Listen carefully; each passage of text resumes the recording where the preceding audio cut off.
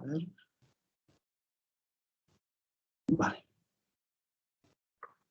Vale, perfecto. Bueno, pues buenas tardes a todos y a todas.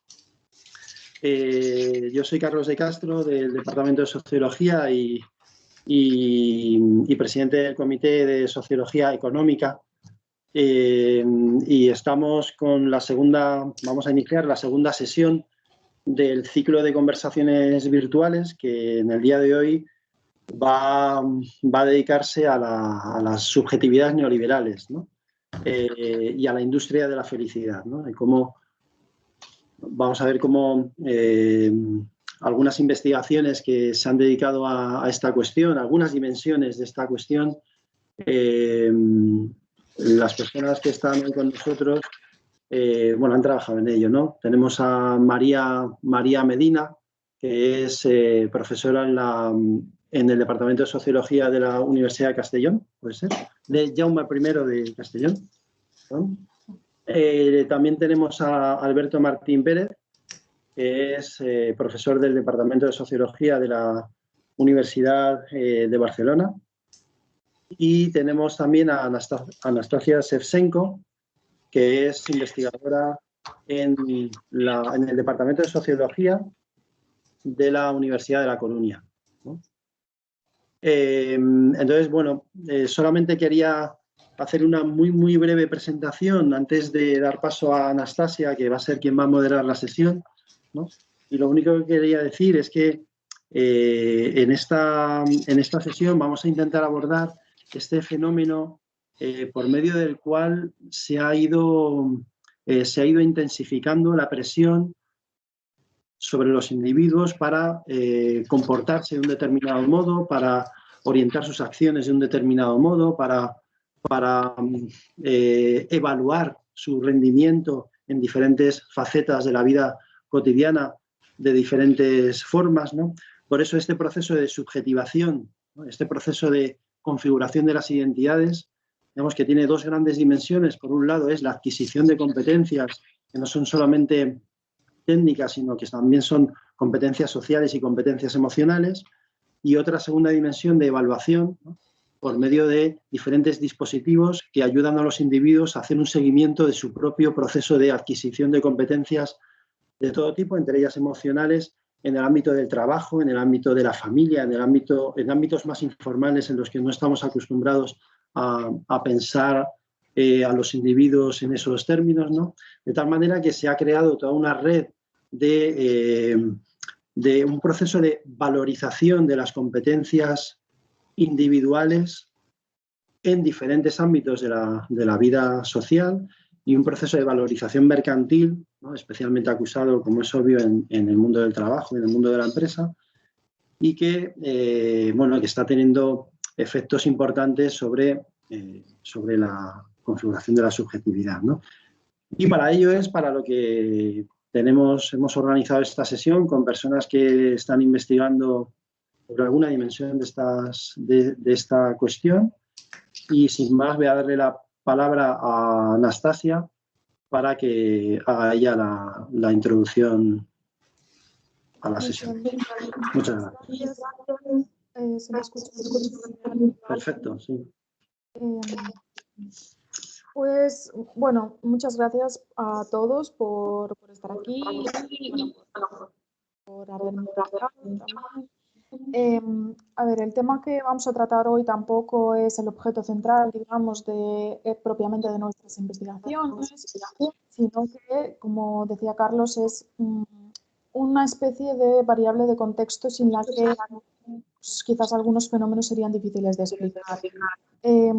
Partimos de esa noción de que el individuo pasa a partir de un momento dado a constituirse como un empresario de sí mismo, es decir, un sujeto que necesita gestionarse de alguna forma, de forma independiente, y tener una representación en el mercado sin, por así decirlo, defensa. Es decir, cada persona se gestiona esa presencia que tiene y, por así decirlo, los recursos de los que dispone ya son a nivel global en su vida. Es decir, si en algún momento anteriormente podíamos plantear que existía una esfera pública y una esfera privada, el neoliberalismo, digamos, que introduce en esa esfera privada, emocional, de descanso, de intimidad, esta misma lógica de mercado de que estamos en competencia, tenemos que construirnos también desde nuestro hogar, desde nuestra intimidad, nuestras emociones y en general nuestra vida. Entonces, básicamente para empezar, lo que me gustaría es que hablarais un poco sobre cómo introducís la subjetividad neoliberal en vuestras investigaciones, desde qué perspectiva la tratáis y un poco para que nos presentéis qué es exactamente lo que estáis investigando relacionado con esta temática. Bueno, si queréis, como queráis, puede empezar María, si te parece. Sí, como queráis. ¿Voy yo? ¿Ahí? Vale. Bueno, en primer lugar, quería agradeceros a Carlos T. Castro que me haya invitado a participar aquí con vosotros en esta conversación. Ya estuve el otro día y la verdad es que me parece un espacio muy interesante y donde salieron temas que después pues me quedé pensando, ¿no? mucho rato en esos temas. Y bueno, vamos a ver si hoy, pues, entre Anastasia, Alberto y yo, pues conseguimos también, ¿no? Lo mismo.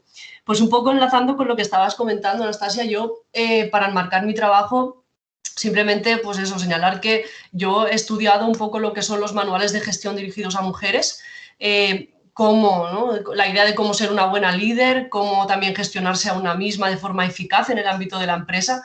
Entonces, un poco lo hago desde un diálogo interdisciplinar. Yo vengo de la filosofía, entonces esto pues también a veces hace un poco más compleja la cuestión de poner en diálogo, pues eso, ¿no? La filosofía, la sociología, la teoría feminista, los estudios del management, del liderazgo y un poco de ética empresarial, pero bueno, ese es como el marco del que yo parto, ¿no? para analizar estas subjetividades neoliberales. Claro, en cuanto a qué elementos destacar, ¿no? de este tipo de subjetividades, pues también con lo que estaba comentando Carlos, ese aumento de la presión en los individuos a la hora de gestionarse a ellos mismos como si fueran empresas, ¿no?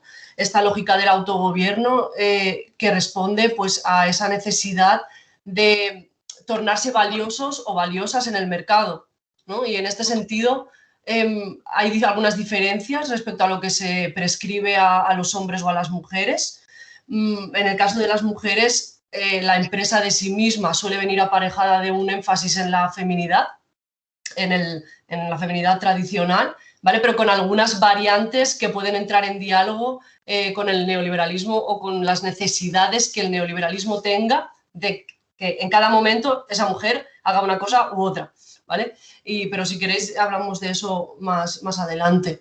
También yo creo que en este sentido, cuando hablamos de subjetividades neoliberales, es muy importante el concepto de autonomía, ¿no? La capacidad de cada cual para decidir cómo adquirir esas competencias que se le exigen de forma, pues eso, adquirirlas de forma voluntaria, aunque eso esté sujeto a una demanda implícita en el mercado, porque si no, no sobrevives, por decirlo de alguna forma.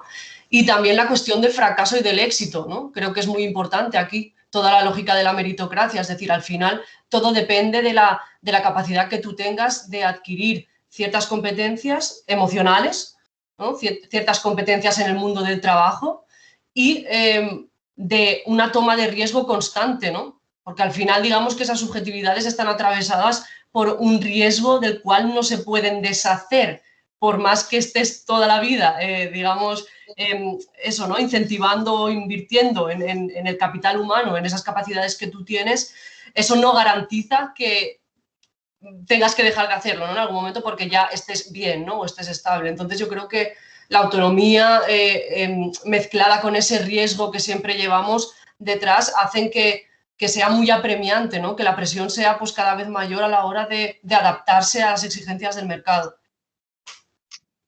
Y no quiero quitar más tiempo. No, muchas gracias. Si quieres, Alberto, cuéntanos un poco. Sí, bueno, en un marco complementario a lo que plantea María, pues nosotros hemos estado en los últimos 3, casi 4 años con un proyecto I+D trabajando sobre la industria de la felicidad Y desde el principio el concepto de industria de la felicidad, yo para preparar un poco esta sesión he estado rastreando, recordando, y no es, en la literatura que tenemos a nuestro alrededor es bastante nuevo. De hecho hay un libro que es el bestseller principal del tema, que es de William Davis, que inaugura un poco el concepto para el gran público, es del año 2015, ¿no? Aunque la historia de la industria de la felicidad es mucho más larga. Y nosotros lo planteamos al principio como un mercado, ¿no? Y bueno, aprovechando que hay aquí algún colega voz importante en la sociología del consumo, pues en realidad cuando, me refiero al amigo Carlos Fernández, pues claro, al principio pues lo miramos como un mercado y viendo un poco los productos que había en Internet relacionados con la industria de la felicidad, el coaching, los nuevos profesionales, más lo que ya nos podíamos esperar, ¿no? La meditación, el mindfulness, el yoga, las prácticas que había alrededor.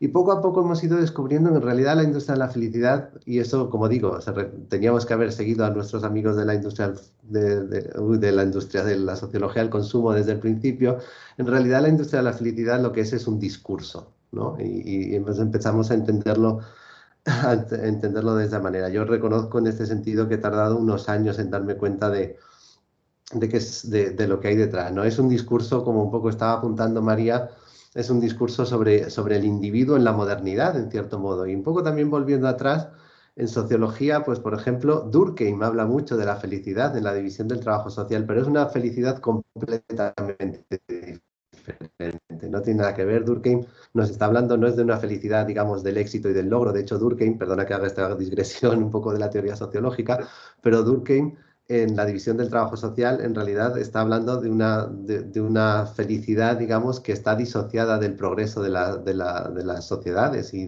incluso él señala los riesgos de la solidaridad orgánica en la explotación, etcétera, digamos, cómo puede afectar a la felicidad colectiva de las sociedades, ¿no? Y esta industria de la felicidad nos habla de otra cosa bien diferente, de un individuo, pues un individuo hecho a sí mismo, un individuo extremadamente meritocrático, un individuo que solo se mira a sí mismo, ¿no? Es muy curioso porque una de las cosas, y ya situados en el ámbito del discurso y del análisis del discurso, uno de los productos más significativos que nosotros hemos descubierto y en el que estamos un poco ahora trabajando en publicaciones es un discurso muy público y una difusión muy global, digamos, de un producto que hemos llamado las recetas para la felicidad, ¿no? Además es una metáfora que en español es muy interesante porque es una metáfora de dos cosas, de la metáfora, digamos, de la prescripción médica y también de la metáfora de la receta de cocina. La receta para la felicidad son todos esos mensajes, ahora ya no con el COVID y tal, pero que hemos recibido de estos años pasados en las redes sociales. Los tengo por aquí apuntados, 6 claves para la felicidad, 10 acciones para ser feliz, este tipo de mensajes que corrían mucho en estas épocas pasadas, ¿no? Y entonces, bueno, nos hemos empezado a descomponer, digamos, todo este discurso y nos hemos encontrado, bueno, pues que sí, que es una promoción, digamos, tengo aquí así un poco recordando lo que hacía Alfonso Ortiz en el vídeo aquel que difundió hace poco.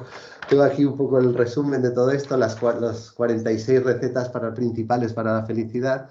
Y bueno, pues esta potenciación sobre todo es muy curioso porque potencia mucho la mirada hacia el cuerpo, la mirada hacia la mente del individuo, hacia el sí mismo, pero también por encima de todo ello están las relaciones sociales. Pero no nos confundamos porque son unas relaciones sociales muy utilitaristas. Es decir, relaciónate con los demás, pero para ti mismo, ¿no? Y, por ejemplo, la gratitud, la amabilidad, ayudar a los demás.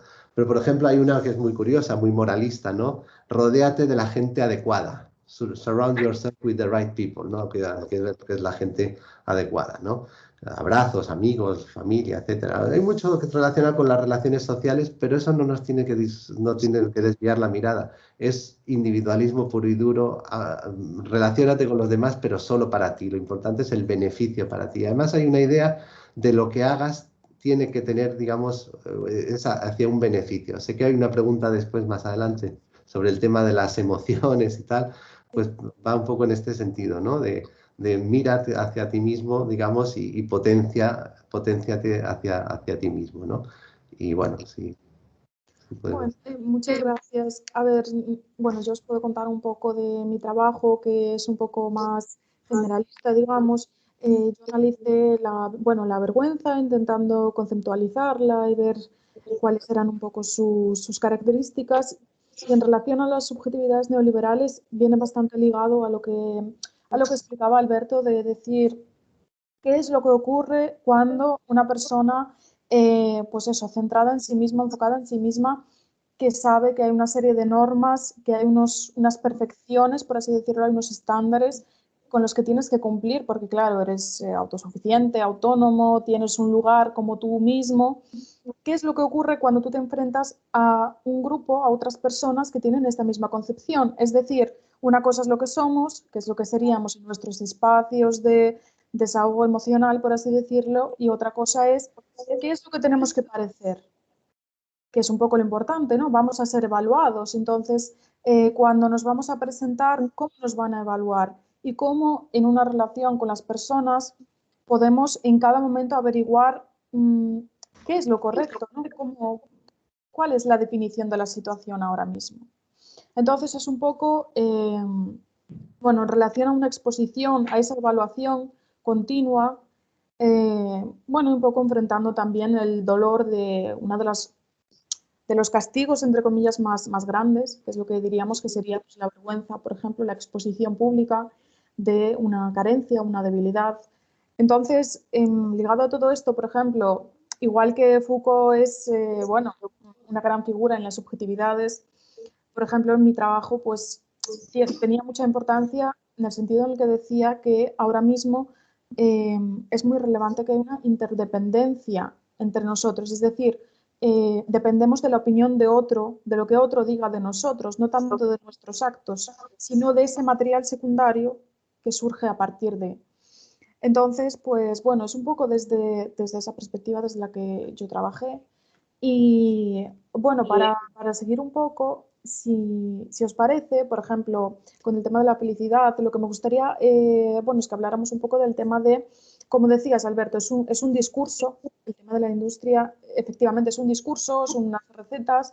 Entonces, lo que me gustaría preguntarte es, ¿cuáles son los mecanismos más relevantes? Es decir, ¿qué es lo que se supone con lo que tiene que cumplir una persona para ser feliz y ser ese ser tan autónomo, autosuficiente y bueno, todo lo que tenemos ligado a esa subjetividad neoliberal?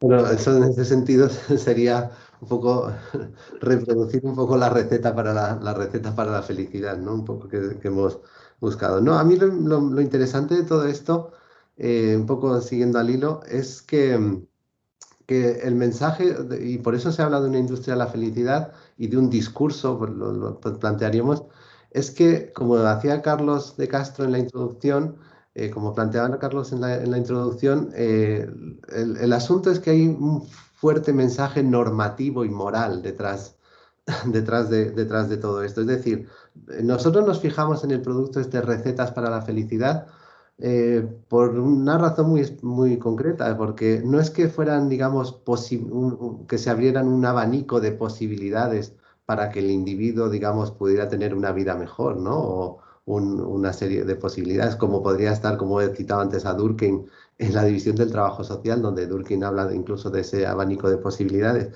sino que en realidad lo que hay es un mensaje, digamos, muy marcado, muy normativo del bien y el mal en este sentido, es decir, de lo que hay que hacer y lo que no hay que hacer, ¿no? Es un mensaje imperativo, de hecho. Y nosotros nos fijamos en este producto en concreto porque son mensajes de haz esto. Y si sumas, la fórmula es por eso es una receta, digamos, como una fórmula médica, en cierto modo. Si haces esto y esto y esto, no llegarás a la felicidad en realidad, porque esto es un poco tramposo.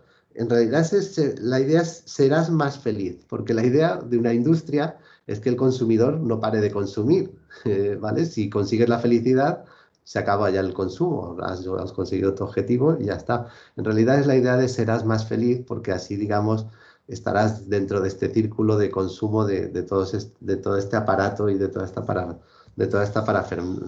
parafernalia. Otra cosa que también quería señalar a raíz de esto es que es una industria, como dice Edgar Cabanas en el libro Con Eva y Luz, que realmente ha tenido mucha difusión, ¿no? Y está muy bien planteado. No es solo industria de la felicidad, es ciencia e industria para la felicidad. Y eso lo hemos visto muy claramente en las recetas para la felicidad. Y es que es como un sistema muy bien montado. Básicamente, no sé si no conocéis, puedo decir dos cosas sobre esto. En realidad esto se inventa, lo cuenta Edgar Cabanas en el libro. Esto se inventa en el año 99 cuando Martin Seligman, uno de los popes de la psicología positiva, en realidad funda la psicología positiva, perdón, todavía la sociología positiva no ha llegado, digamos, a nosotros, la psicología positiva, cuando se hace presidente de la APA, ¿no? Cuando entra a la presidencia, en su discurso inaugural proclama la psicología positiva, ¿no? La verdad es que los textos originales, cuando vas a ellos, son realmente fascinantes, ¿no? Cuando hablan de este tema, ¿no? Y lo interesante de esto es que es una empresa, en este sentido, de crear una comunidad científica que se monte detrás de esto y cree esta industria. En realidad lo han hecho muy bien, ¿no? La psicología positiva básicamente es, dejemos la psicología del trauma, del conflicto, del sufrimiento y pasemos, digamos, a una psicología de lo que ellos llaman emociones positivas. Anastasia, tú y yo estamos en la sociología de las emociones y sabemos que eso de emociones positivas o negativas no tiene mucho sentido, ¿no? Pero esa idea de las emociones positivas, ¿no? Y en este sentido ahí está el mensaje moral, es decir, tú tienes que seguir esas emociones positivas. Tengo aquí enseñándoles un poco el cuadro con la lista, pero hay algunas que es no pienses en negativo, piensa en positivo, haz lo correcto, es decir, hay, digamos, toda una serie de orientaciones muy orientadas hacia lo moral, ¿no? Hay de todo, hay orientaciones hacia el disfrute, el placer, etcétera, hay orientaciones hacia el dinero, pero por ejemplo en términos alternativos muchas veces el dinero no te hace feliz, lo de gastar en experiencias, consumir experiencias, es una cosa muy interesante, es como muy postmaterialista, etcétera, que luego ya un poco hablaremos también en términos un poco también de clase social, ¿no? Que podemos hablar en este sentido, ¿no? Y bueno, también es una cosa interesante, es decir, la industria de la felicidad no es una ocurrencia, una cosa que sale en los periódicos, en mensajes en redes sociales, como digo, hay esa idea, esa base muy fuerte de la legitimación científica, ¿no? Y entonces los nombres de los que lo difunden son estos popes de la psicología positiva que lo ponen en marcha, digamos, hace unos 20 años. Y luego un poco hablaremos también que cómo eclosiona en realidad, yo creo que es muy interesante por el tema de qué sociedad estamos haciendo, en qué momento, porque el boom de la industria de la felicidad es la crisis del 2007-2008. Es muy curioso, es decir, esta promoción del individualismo neoliberal que llamamos un poco en esta sesión, o esta subjetividad neoliberal, es, digamos, ese momento. Pensábamos que de aquella crisis salíamos haciendo otro capitalismo y en realidad lo que hemos hecho es otra cosa bien diferente, ¿no? Un capitalismo aún más salvaje todavía, ¿no? No sé, recordad, por ejemplo, cuando surge, y no surge por curiosidad, por casualidad, en España, por ejemplo, en el gobierno de Rajoy, el discurso sobre los emprendedores, ¿no? Año 2012, 2014 y tal. En unos grupos de discusión de otro proyecto anterior, del 2014, yo todavía ignoraba esto de la industria de la felicidad, preguntábamos precisamente sobre la idea de solidaridad, hacer sociedad en común, y ya aparecía este discurso del emprendedor, del sálvese quien pueda, del individuo para sí mismo, etcétera, ¿no? Entonces, bueno, pues ahí ha habido un caldo de cultivo científico, etcétera, legitimado muy interesante. Y lo que comentabas un poco, el tema de, claro, bueno, las emociones positivas, tenemos que seguirlas.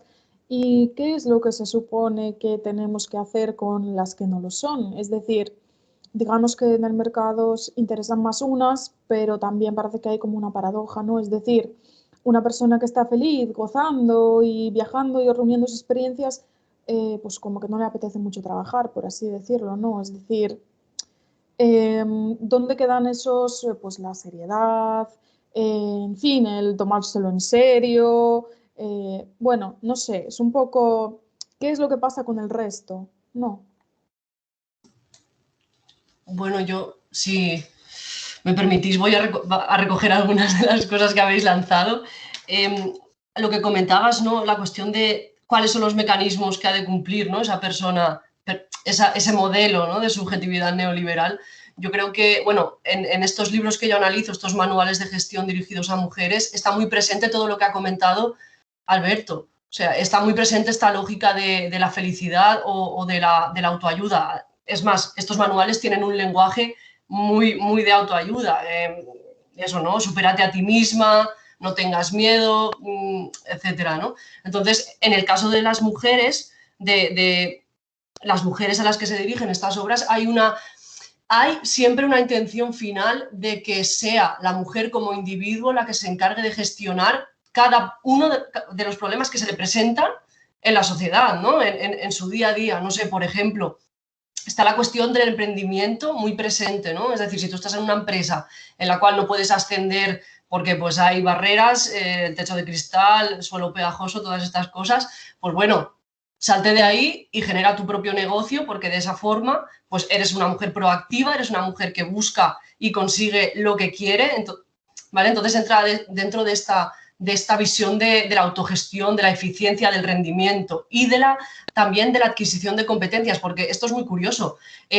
Se prescribe, igual también lo que comentaba Alberto, hay un tono muy moralista detrás. Te prescriben lo que está bien y lo que está mal, lo que tienes que hacer si quieres ser una mujer triunfadora y lo que no tienes que hacer.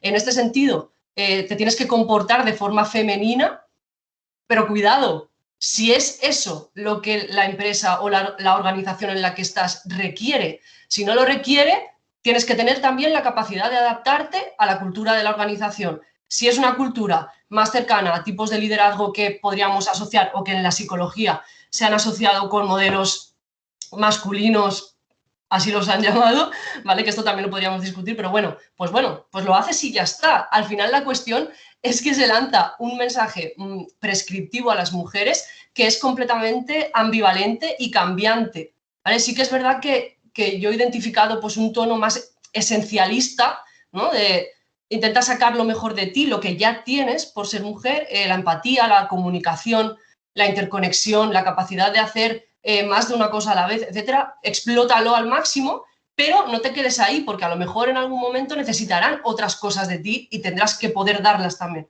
Entonces es como la lección de estar siempre alerta y en una constante actualización, ¿no? Que era lo que comentábamos antes. Y otra cosa muy curiosa que también enlaza con lo que habéis comentado es que esta escisión entre el mundo privado y el mundo público, ¿no? Que también había tradicionalmente en la teoría moderna, había servido para sostener una relación de las mujeres más con el ámbito privado que en el público. Esto se rompe, ¿no? Porque ahora digamos que pues las mujeres se incorporan al ámbito laboral sin dejar toda la responsabilidad que se había puesto sobre ellas, ¿no? Respecto a la familia y al ámbito privado, pero cuidado porque lo que nos dicen es que esa diferencia o esta dicotomía la podemos salvar nosotras mismas. Solo es una cuestión de planificación, de horarios y de saber gestionar el tiempo y de saber gestionar nuestras capacidades. Es decir, no es que ahora en estos manuales te digan como mujer emancipada, ¿no? Como mujer empoderada,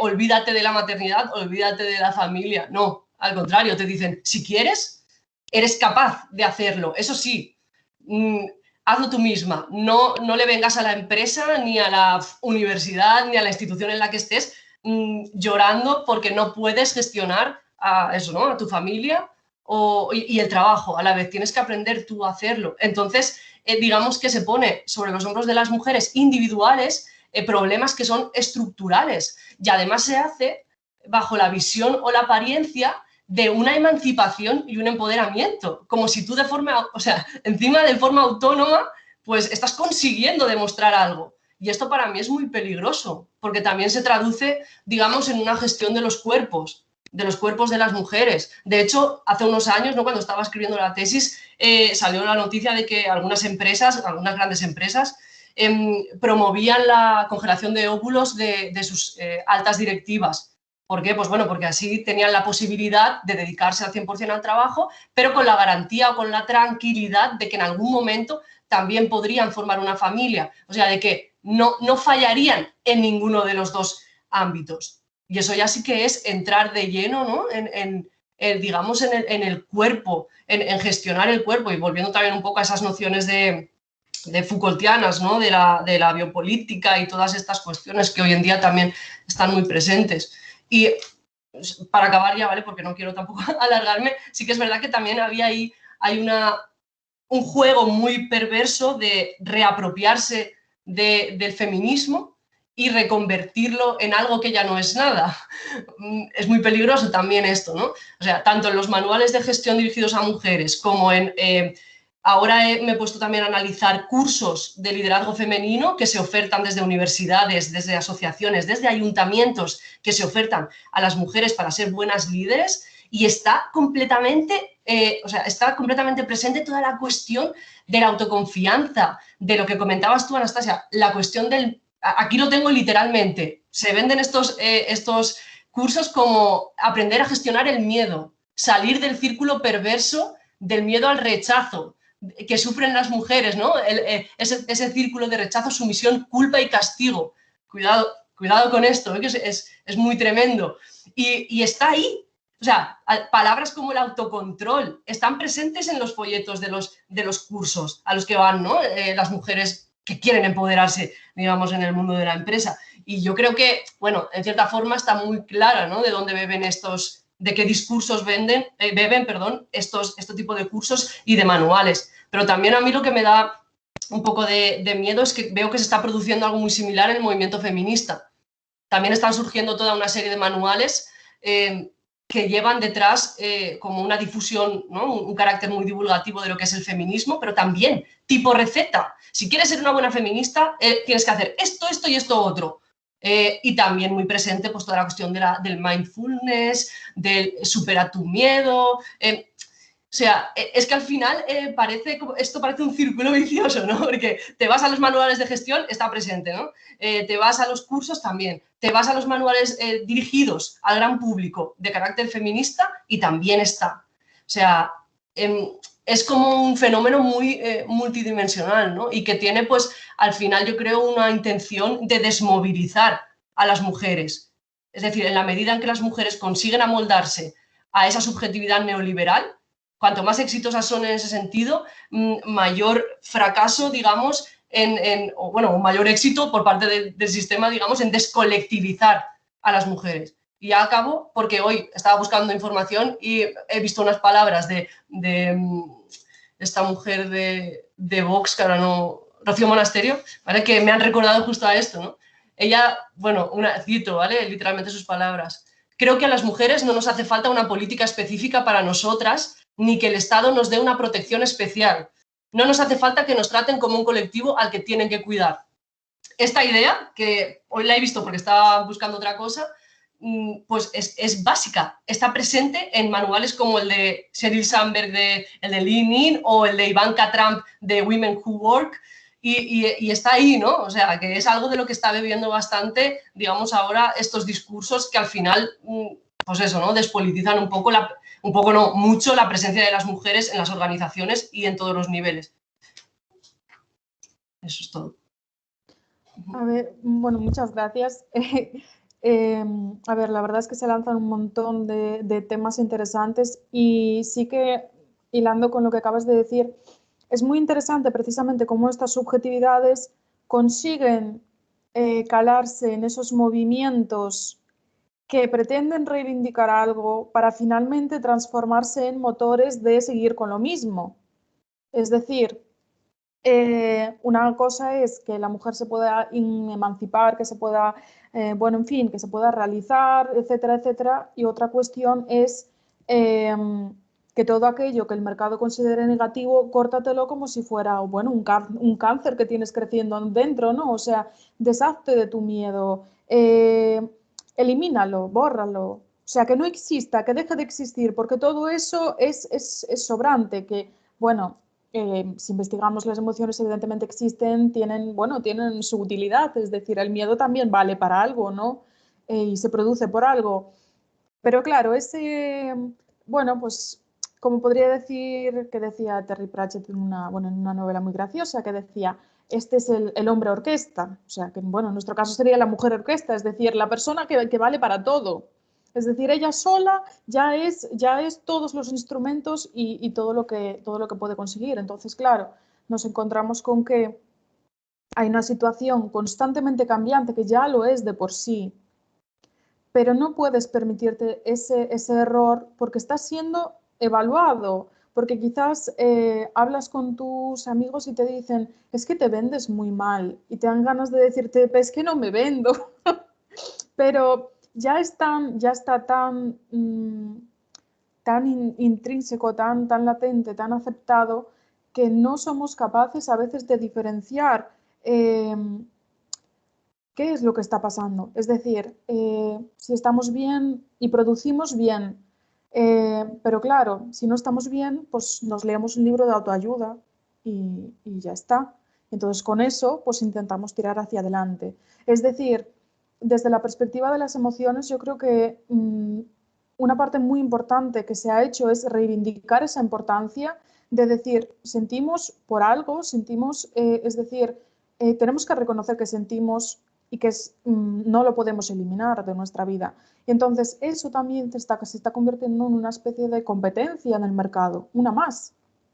Es decir, tienes que ser amigable, tienes que ser agradable, tienes que saber tratar con las personas conflictivas, etcétera, etcétera. Es decir, entonces, o sea, ¿cómo veis vosotros como, bueno, como investigadores, investigadoras, o en general el tema de, por un lado, esa evaluación de todo lo que hacemos, de lo que somos en casa, porque claro, lo que somos en casa lo subimos a Instagram, ¿no?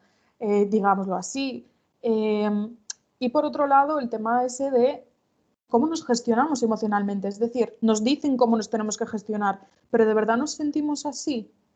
Es decir, ¿cuál es esa brecha entre lo que se supone que tenemos que sentir y lo que sentimos en realidad? Que es como también un conflicto intrínseco, ¿no? Bueno, no sé, lo que queráis comentar, es que lanzamos muchas cosas y, bueno, nos quedamos un poco cortos de tiempo para todo. ¿Cojo yo la palabra?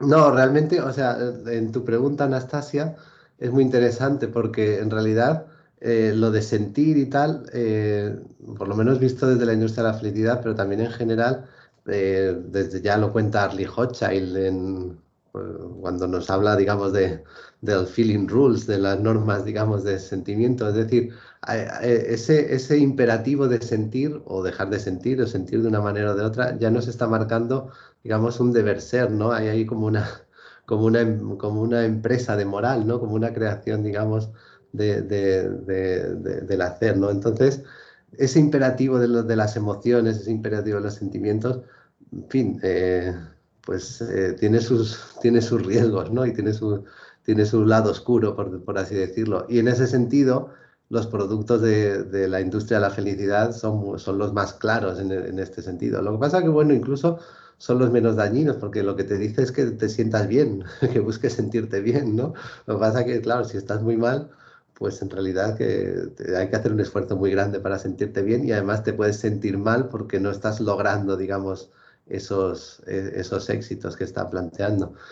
Yo quería hacer también un comentario a antes lo que había planteado María, porque había abierto, digamos, el melón del género, ¿vale? Y también yo quiero decir una cosa, porque nosotros teníamos la hipótesis bastante de sentido común, podíamos pensar que, que habría, digamos, un producto de industria de la felicidad muy orientado a mujeres, etcétera, y digamos con diferencias de género, y realmente nosotros o no hemos buscado bien o no, o por lo que sea, no lo hemos encontrado en realidad. Y yo lo pensaba en términos incluso de diversidad cultural en distintos aspectos. En realidad, nosotros nos hemos encontrado con un discurso, digamos, con una pretensión de universalidad, de ese individuo que se hace a sí mismo en todas partes del mundo, en cualquier lugar, etcétera, ¿no? Y eso es, digamos, una de estas paradojas. Cuando hay, digamos, alguna cierta dimensión de género, de mujeres, etcétera, lo que da también, y además enlaza un poco con lo que estabas planteando, Anastasia, eh, lo que nos muestra es un mundo de conformidad, sobre todo, y de conformidad con las instituciones más tradicionales de la modernidad. Eso lo hemos puesto en algún texto recientemente. Es decir, de conformidad con el mundo del trabajo, es decir, acepta tu trabajo aunque sea muy malo, pero como puedes encontrar otras felicidades en todo, O sea, tu trabajo te puede estar muy mal pagado, pero como tu empresa hace cursillos de ser feliz, pues tienes que valorar ese aspecto y entonces aprécialo. Y si no, cuando sales del trabajo, pues haz ejercicio, come bien, estoy dando aquí elementos de las recetas, búscale sentido a la vida por otro lado, fluye, que esta es una receta, esto es una creación de los científicos de la felicidad, ¿no? Fluye y entonces ahí encontrarás la felicidad. Pero es conformidad con el mundo del trabajo, conformidad con la explotación en cierto modo, conformidad con la religión también, en las creencias más tradicionales. Y en este sentido también habría que situar un aspecto importante, es de dónde viene todo esto, porque antes decíamos de dónde viene de la psicología positiva, pero en realidad esto es una industria cultural también, ¿no? Y sobre todo viene de los Estados Unidos, etcétera, ¿no? Y nosotros también ante esos dilemas, pues pensamos, oye, a ver si, por ejemplo, en español, nosotros buscábamos las recetas para la felicidad en inglés. Y dijimos, a ver si en español, pues las recetas son diferentes. No sé, en España tenemos una mini industria de la felicidad con referentes tipo Punset, Luis Rojas Marcos y tal, pero bueno, es una islita en un mar enorme, ¿no? Y en realidad ellos lo que hacen es coger a los popes de la psicología positiva un refrito y juntarlo en sus libros, ¿no? Y en realidad nos encontramos que es un producto exportado globalmente. Las recetas para la felicidad en español muchas veces son traducciones de los textos en inglés, directamente plagios muchas veces de los textos en inglés, plagios malos porque mientras el texto en inglés tiene el referente de los autores de la psicología positiva, en el texto en español los han borrado directamente. Entonces, como dice un autor de Harvard, no se sabe quién es, pero un autor de Harvard, pues esto es lo que te hace feliz, ¿no?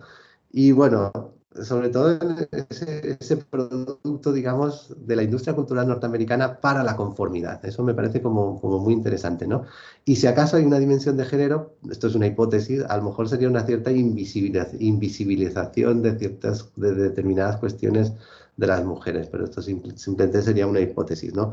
Yo también lo pensaba, nosotros hemos recopilado, aunque son cosas que uno tiene que aprender, hemos recopilado imágenes que hay detrás de todos estos mensajes y un poco las estaba viendo y en realidad hay hombres y mujeres, es decir, es esa imagen también típica de lo políticamente correcto en Estados Unidos, distintas razas, distintos colores, hombres y mujeres, etcétera. Entonces, hay esa idea, digamos, general, global, digamos, de ese individuo que tiene que sentir, que tiene que ser feliz con ese imperativo, ¿no? Esa sería un poco la idea. Y, por ejemplo, sí, la verdad, para seguir con el tema de género, tú, por ejemplo, María, viste, o sea, estos cursos que analizaste, es decir, o sea, ya la muestra estaba seleccionada para que fueran mujeres o en general, o sea, lo que me gustaría saber es, ¿hay un enfoque diferente? ¿O hasta qué punto es diferente la gestión emocional que se dirige hacia hombres y la que se dirige hacia las mujeres? Es decir, hasta qué punto las competencias emocionales que se piden son diferentes. Es decir, a ver, entiendo que, por ejemplo, pues el tema de la conciliación generalmente se exigirá o se recomendará encarecidamente a las mujeres, pero, o sea, ¿hasta qué punto observas tú desde el punto de vista de tu investigación esas posibles diferencias? Pues bueno, un poco por enlazar lo que me preguntas, Anastasia, con lo que estaba comentando Alberto. La cuestión es que yo cuando analizo los cursos es algo que estoy mirando ahora, ¿vale? Yo realmente vengo de analizar manuales de gestión. Siempre uno de los criterios para seleccionar la muestra es que en el título esté la cuestión del liderazgo femenino, ¿vale? Porque creo que para mí es la clave para analizar qué es eso. ¿Qué es eso del liderazgo femenino? ¿No? Porque por mi trayectoria, digamos, en esta línea de investigación, es un concepto muy ambivalente, ¿no? Que se suele utilizar, pues eso, ¿no? Lo que comentaba antes, con pretensión de empoderamiento, ¿vale? Pero que después no hace más que reproducir lo mismo de siempre. En este sentido, creo que va mucho en la línea de lo que comentaba Alberto de la conformidad, ¿no? Al final es una especie de conformismo que se queda en la base con el modelo tradicional de feminidad como una mujer como madre, como eso, lo que decía, un ser empático, un ser con una serie de capacidades que puede explotar en el mercado y que eso le dará una ventaja competitiva. De hecho, en muchos casos en estos cursos hay una parte de generación de marca personal. Muy importante, ¿no? Entonces, de venderse a una misma como contratable o empleable. Entonces, hay mucha diferencia entre lo que se prescribe a los hombres y lo que se prescribe a las mujeres. Yo creo que en la base es muy parecido, o sea, la cuestión del emprendimiento, la cuestión de la eficiencia, del rendimiento, del saberse relacionar, todo eso es común. La cuestión es qué desviaciones se producen cuando directamente y explícitamente se están dirigiendo a mujeres, porque estos manuales se dirigen explícitamente a mujeres. Si cogemos otros manuales más generales, pues no se habla ni de mujeres ni de hombres. Se habla de personas, pues eso, ¿no? Cualquier persona puede coger ese manual y verse identificado, más allá de que sea mujer o hombre o tenga algún tipo de variable, pues eso, ¿no? De clase, de raza, lo que sea. Entonces, claro, el discurso o las subjetividades neoliberales lo que tienen es que cualquiera puede entrar. La cuestión es a qué precio, me plantearía yo. No es para todos igual, ni para todas, jugar a ese juego. Es decir, amoldarse a esa subjetividad no tiene el mismo precio para todas. Entonces, si bien tú puedes eso, ¿no? Pues ser un trabajador ser un falso autónomo, un rider, y puedes estar amoldándote la subjetividad neoliberal y no lo haces al mismo precio que una alta directiva de Google. Pero a lo mejor en algunas cosas, ¿vale? Porque yo creo que esto es bastante ambiguo. Quiero decir, las subjetividades neoliberales se viven de forma bastante ambigua dependiendo de la posición de la que parta el individuo. Pero sí que es verdad que al final el objetivo hay una primacía del individuo como algo universal, ¿no? Entonces, ese pozo, yo creo, enlazando con lo que comentaba Alberto, ese pozo de la modernidad sigue siendo, digamos, una de las líneas centrales a la hora de plantear estas nuevas formas de vivir, ¿no? O de generar las identidades. Y no sé si una cosa que sí que quería comentar, porque me ha venido a la cabeza cuando lo estaba hablando Alberto, y es la cuestión de las relaciones, que creo que tú también lo has comentado. En estos libros es muy curioso, ¿no? Porque en los libros generales, que no se dirigen a hombres ni a mujeres, pero que vamos, dan por sentado, ¿no? Invisibilizar el género normalmente es porque se dirigen a hombres. No se suele hablar de las relaciones amorosas o personales, ¿no? No se suele, de pasada, pero no de forma clara. Y en los manuales de gestión dirigidos a mujeres es una cosa que suele aparecer de forma recurrente. Es decir, y además es de una forma muy conservadora, muy puritana, ¿no? Por esta herencia también, lo que comentaba Alberto, ¿no? Porque pues viene de la cultura estadounidense, etc.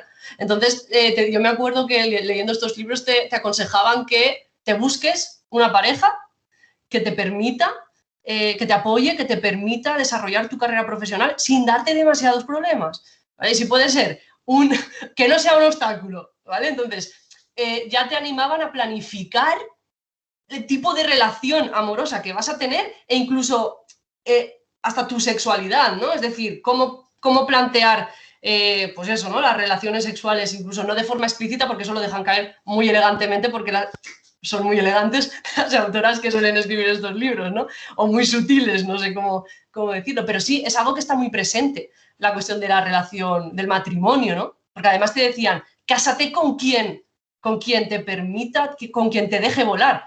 Cásate con quien te deje volar. Vamos a ver. Son unas cosas, o sea, se puede poner, digamos, entre interrogantes esto, ¿no? Y además no hay modelos familiares, el modelo de familia es el de siempre, no hay modelos familiares alternativos, no hay tipos de relaciones alternativas ni modelos de amor que vayan más allá de lo heteronormativo y lo tradicional. O sea, todo esto está muy explícito en las obras que se dirigen a mujeres. Vale, muchas gracias. O sea, sí, con lo que me quedo es que, claro, cuando es para todos es bueno, pero parece que la necesidad específica la identifican en las mujeres que nos tenemos que gestionar mejor.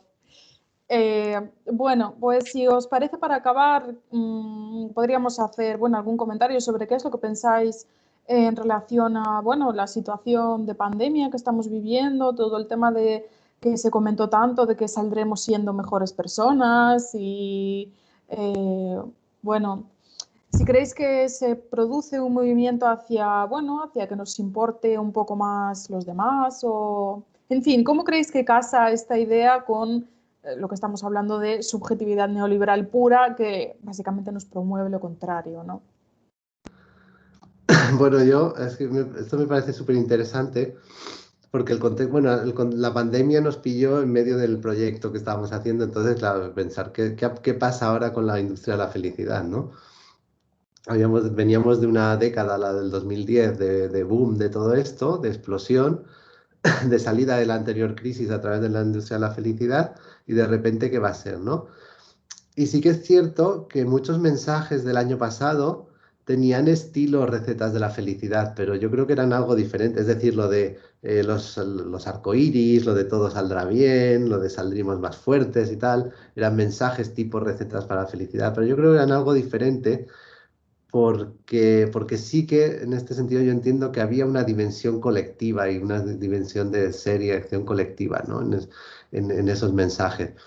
También es cierto que uno lo ve y cuando, claro, la industria de la felicidad es en cierto modo un discurso aquí entre Veblen y Bourdieu, digamos, de emulación o distinción, es decir, es un discurso, a fin de cuentas lo está diciendo María, es un discurso, digamos, de clase alta para que lo miren desde abajo los otros y quieran ser, digamos, como ellos, de clase media alta. Los consumos de la industria de la felicidad son caros, son costosos, son postmaterialistas, en cierto modo, y, en fin, cuando las cosas son diferentes, cuando se pierde el trabajo, cuando las preocupaciones son otras, la preocupación, digamos, de estos por estos productos de la industria de la felicidad, yo creo que decae en cierto modo, ¿no? Un poco lo que uno puede observar más o menos de este año.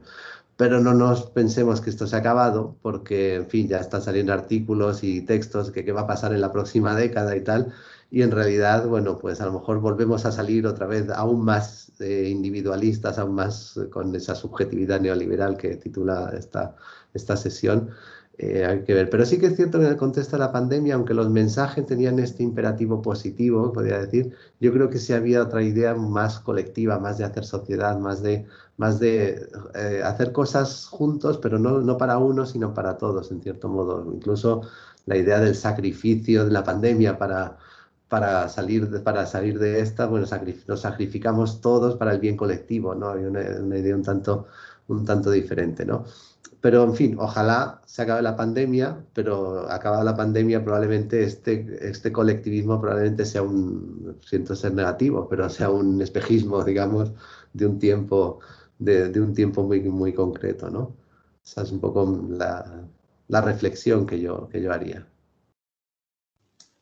Sí, yo creo que, bueno, yo estoy de acuerdo con Alberto, yo creo que al principio, sobre todo de la pandemia, en el confinamiento, hubo una especie de llamada a cierta sensación de colectividad que yo, no sé, pondría un poco también entre interrogantes, pero sí que es verdad que los mensajes estaban como muy teñidos de cierta idea, pues eso, ¿no? De la autoayuda, de la felicidad, de esto saldremos juntos, ¿no? Me acuerdo que era uno, los anuncios de televisión increíbles en este sentido, todos en la misma línea. O sea, lo que a mí me llamó la atención es que todo el mundo, o sea, todos los medios iban en la misma dirección, ¿no? El mismo discurso. Claro, yo creo que eso los primeros meses quizá haya llegado de una forma más eficiente al gran público, pero ahora yo creo que ya no tanto, ¿no? Porque esto se alarga mucho y quizás ese mensaje no se puede sostener tanto en el tiempo sin una colectividad real que esté detrás de esa idea, ¿no? Que ese es el problema. Yo lo que veo es que un poco las posibilidades de generar reclamaciones sociales por parte de asociaciones, de grupos vecinales, etcétera, se reduce porque el espacio público literalmente se reduce, es decir, no podemos salir a la calle, no podemos relacionarnos. Entonces, digamos que es muy contradictorio lanzar mensajes de colectividad cuando no podemos, ¿no?, estar o sea, no podemos salir a la calle juntos a reclamar ciertas cuestiones. De hecho, está ocurriendo algo muy loco, ¿no? Que es que aquellos que salen a las calles a protestar, pues suelen ser los que criminalizan a otros movimientos como el movimiento feminista, ¿no? Si no, el 8M. ¿Qué ha pasado con el 8M? Pues que enseguida el debate se ha abierto, ¿no? Como si fuera la única actividad en la que se reúnen más de X personas. Bueno, muchos estuvieron en contra. Sabéis que en Madrid algunas manifestaciones de más de X personas pues no se hicieron, etcétera, ¿no? Entonces, en este sentido, yo veo que es un contexto en cuanto a las subjetividades neoliberales también un poco contradictorio, ¿no? O ambivalente, porque como individuos creo que podemos seguir amoldándonos, no lo veo demasiado problemático e incluso lo veo proclive a esto, porque ahora estamos más aislados, si cabe, de lo que estábamos anteriormente. Y si este tipo de subjetividades, por ejemplo, en el caso de las mujeres, lo que acaba promoviendo es sujetos o individuos capaces de autogestionarse los problemas que tienen por ser mujeres, ¿vale? O gestionar la desigualdad que hay en la sociedad por ellas mismas, pues ahora yo creo que eso es más de lo mismo, pero en tu casa. Quiero decir, o sea, frente al ordenador. No veo que sea un impedimento, de hecho lo veo que quizás es más peligroso, ¿no? Y en este sentido, pues, por no ser muy pesimista, ¿vale? Que tampoco me gusta, pero siempre acabo siendo así como una visión muy negativa. Sí que veo que en este contexto también pues ha dado lugar a muchas redes, ha reforzado redes vecinales, porque tampoco hay que pensar que han surgido como si no existieran antes. O sea, hay una colectividad ahí que trabaja en sitios donde el Estado no está actuando de forma rápida, ¿no? Entonces yo creo que en ese sentido sí que hay como una posibilidad de replantear algunos de los valores de los que bebemos en las subjetividades neoliberales, pero veo como situaciones muy al límite, ¿no? Y es difícil moverse en situaciones tan extremas como esta. Así que, no sé, estaremos atentos a ver cómo se desarrollan las cosas, ¿no? Sí, la verdad, bueno, la verdad que sí que a mí me parece que es un tiempo bastante contradictorio, en el sentido de que el imperativo de la felicidad ahora se ha metido de lleno en nuestras casas. Tenemos que hacer ejercicio en casa y todo en casa. Pero bueno, por otro lado, también es verdad que para bien o para mal, creo que aún nos queda bastante tiempo para reflexionar y darnos cuenta quizás de, bueno, pues de cuáles podrían ser nuestras prioridades y que no han sido hasta ahora, ya también siguiendo con esta lógica de responsabilizarnos a nosotros mismos. Pero bueno, a ver, también hay que, bueno, hacer un poco de autocrítica. Pues bueno, yo creo que por mi parte, más o menos, yo creo que hemos transitado un poco por todo lo que queríamos. No sé si vosotros queréis comentar algo para ir cerrando. Bueno, tal vez escuchamos alguna pregunta, sí. Sí. O sea, quiero decir, la conversación en sí. Bueno, yo creo que hemos conseguido un poco caminar, ¿no? Por todos los puntos que nos habíamos planteado, o sea que súper bien, y a ver qué opinan los asistentes, a ver si quieren plantear alguna. Pues, si os parece, modero yo esta serie de preguntas. La verdad que, bueno, antes de nada, agradeceros mucho lo que habéis hecho. Habéis ofrecido habéis ampliado el campo, ¿no? Habéis ofrecido información y una mirada sobre la cuestión de las subjetividades neoliberales y la industria de la felicidad y el liderazgo y el management, ¿no? El discurso del management orientado a mujeres, ¿no? En el caso de María, muy, muy atractivo y muy interesante. Y bueno, digo, tiene mucho mérito porque lo habéis hecho en una hora y habéis desplegado todo el abanico casi posible, ¿no? Así que bueno, os lo agradezco mucho a todos. Ahora, si os parece, yo tengo algunas preguntas, pero bueno, no voy a ser yo el que abra la cuestión. No sé si alguien quiere intervenir. Si alguien quiere intervenir, simplemente abre el micrófono e interviene o me pone un mensaje en el chat y yo le tomo nota. Pero bueno, podemos recoger 2 o 3 intervenciones y que vayan respondiendo las 3 ponentes, ¿vale? Óscar. Bueno, muy buenas. Saludos a todos. Antes de nada, gracias a tanto a María, Anastasia como a Alberto. Siempre es interesante y siempre además hay que agradecer a Carlos, en este caso, ¿no? que ha puesto el lugar del encuentro, porque joder, lo que faltan yo creo que son, siempre lo comentamos cuando nos podemos juntar, ¿no? Espacios para poder comentar la jugada. Eso sí, yo quería ser un poco polémico, porque a mí me gustan los debates con polémica, ¿no? Un poco para que no estemos todos de acuerdo. Entonces, yo os quería plantear en qué medida, y utilizando la palabra, una de las últimas palabras que ha dicho Anastasia, ¿no? Esto de la autocrítica, o sea, en qué medida veis algunas de estas dinámicas que habéis comentado también, habéis puesto muchos ejemplos, ¿no? en nosotros mismos, ¿no? En los académicos, ¿no? Un poco como reflexión de, o sea, sacar un poco, yo qué sé, qué podemos hacer, ¿no? Que no estemos haciendo, ¿no? Aparte de hacernos eco de esto, que a lo mejor viéndolo nosotros mismos, ¿no? Pues vemos la fortaleza que tienen muchos de estos discursos, ¿no? Que yo estoy de acuerdo con esto de la conformidad, ¿no? Que comentabais, pero claro, es una conformidad que también está rodeada de esta película superficial del rebelde, ¿no? Entonces, el crítico, el sociólogo crítico también puede ser uno de estos, ¿no? Entonces, bueno, ahí lo dejo, ¿no? Carlos, tiene la palabra aquí. Ir quitando la mano cuando intervengáis, por favor.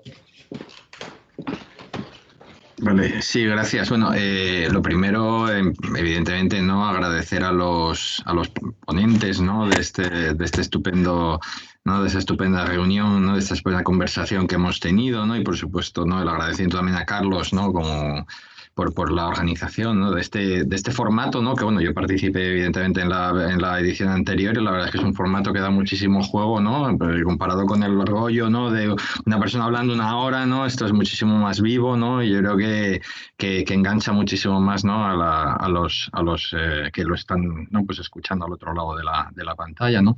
Yo básicamente, bueno, aparte de, en fin, ¿no? Felicitaros un poco por lo que ha sido, ¿no? Todo este despliegue de temas, ¿no? Ha sido realmente muy interesante. Simplemente quería preguntaros un par de cuestiones para que, en fin, ¿no? Pudierais los tres, ¿no? Pues hacer algún tipo de valoración al respecto. La primera cuestión, cuando yo pienso, ¿no? en cuestiones que están relacionadas con la subjetividad neoliberal, en todos los aspectos en que vosotros lo habéis estado tratando, es también un poco como esa subjetividad de alguna manera tiene como uno de sus principales productos, ¿no? La presentación, ¿no? En la vida cotidiana, ¿no? Pero también la presentación de la organización de una cierta imagen pública, ¿no? Hablamos de industria de la felicidad o hablamos de cómo debe de, ¿no? De cuáles son las recetas para el éxito, ¿no? En el campo de la gestión, ¿no? O cómo evitar esos problemas, pero lo importante no es, más que ninguna otra cuestión, lo importante es que los demás lo noten, lo perciban, ¿no? Es decir, de alguna forma nosotros tenemos que presentar esa felicidad ante los demás, ¿no? Bien sea por la vía de las redes sociales, bien sea por la vía de que en la empresa, ¿no? Aparezcan unas fotos maravillosas, ¿no? Que por ejemplo a mí me fascinan también, ¿no? De, yo qué sé, de empresas como Randstad, ¿no? Que son, ¿no? Pues esas empresas de trabajo temporal, ¿no? Que son auténticas, ¿no? Espacios, ¿no? De precariedad y de temporalidad y de explotación y sin embargo, ¿no? Cuando uno ve su publicidad, ¿no? En la prensa, ¿no? Pues hay gente saltando, ¿no? Ahí con los trajes, ¿no? En las carpetas, ¿no? En una especie de eclosión de felicidad, es decir, aquí crecerás con nosotros, ¿no? Aquí serás, ¿no? Feliz con nosotros, ¿no? Porque yo creo que ahí es un poco uno de los elementos que me parecen significativos, ¿no? Esta cuestión de la presentación de la felicidad, ¿no? Como un elemento que forma parte de esa subjetividad neoliberal, pero que sobre todo tiene que ser pública, ¿no? Tiene que ser de alguna manera percibida por el resto, ¿no? Y me gustaría, pues bueno, preguntaros en primer lugar cómo veis este proceso, ¿no? de difusión de la felicidad personal entre los demás, ¿no? Nosotros...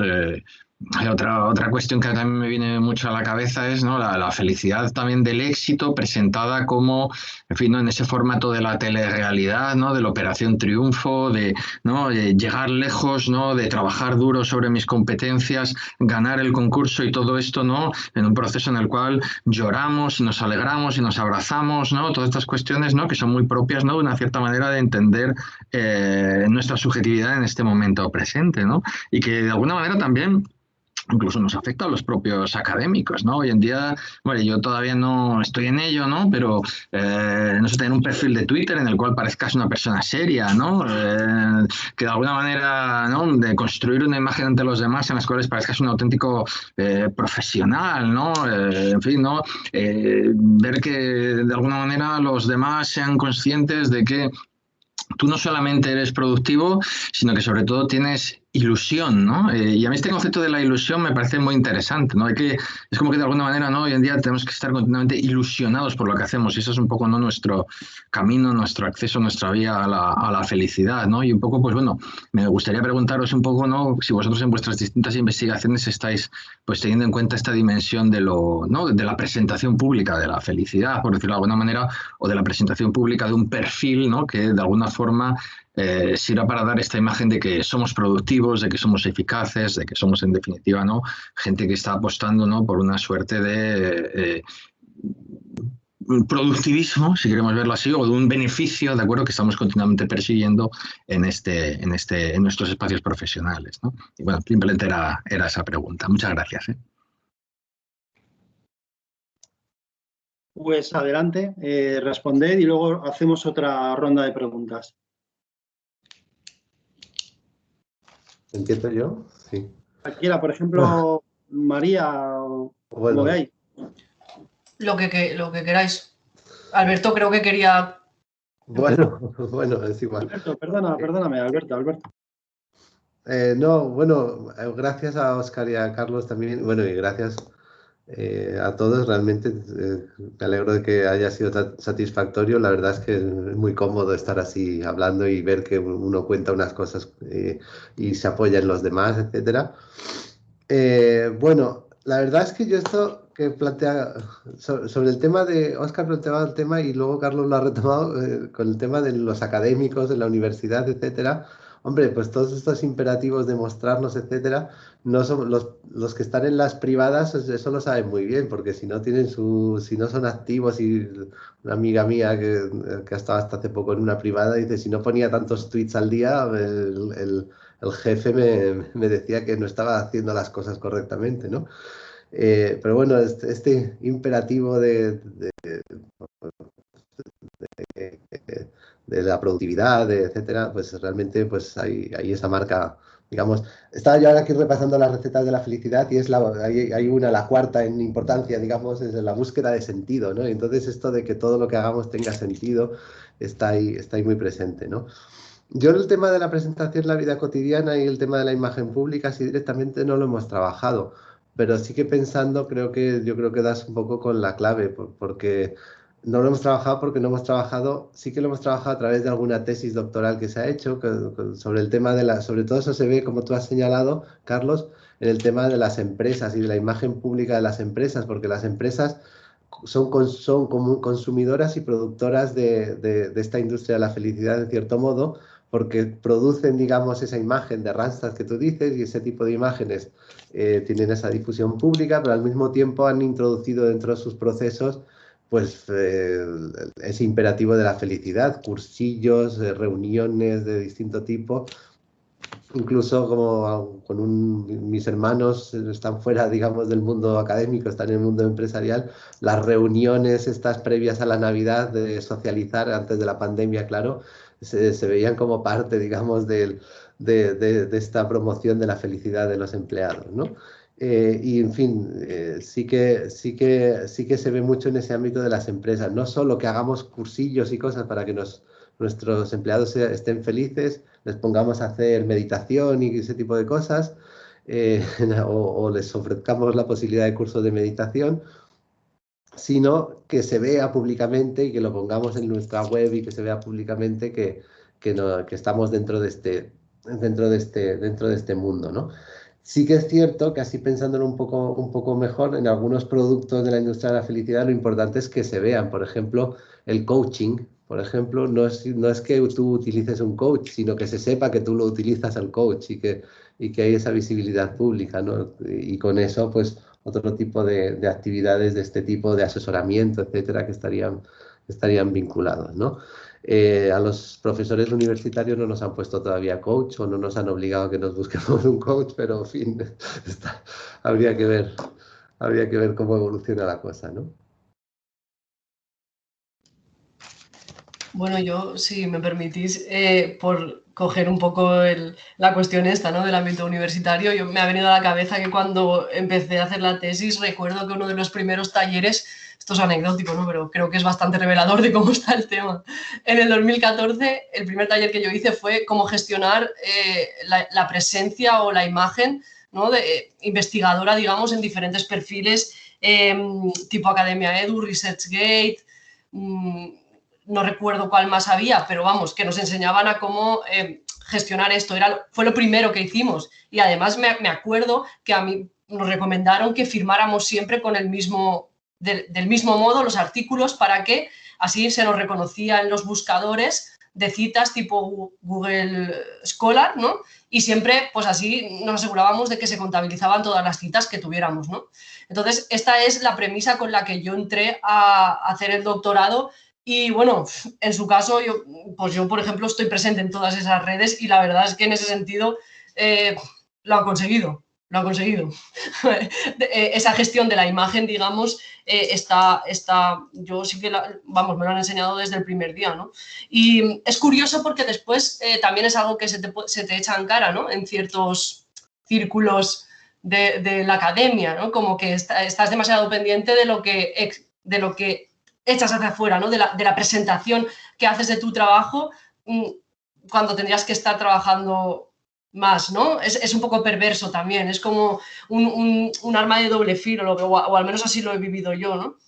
En este sentido también, por enlazar, creo que con lo que ha comentado Óscar, no sé si lo he acabado de entender bien, toda la cuestión está de revelarse, ¿no?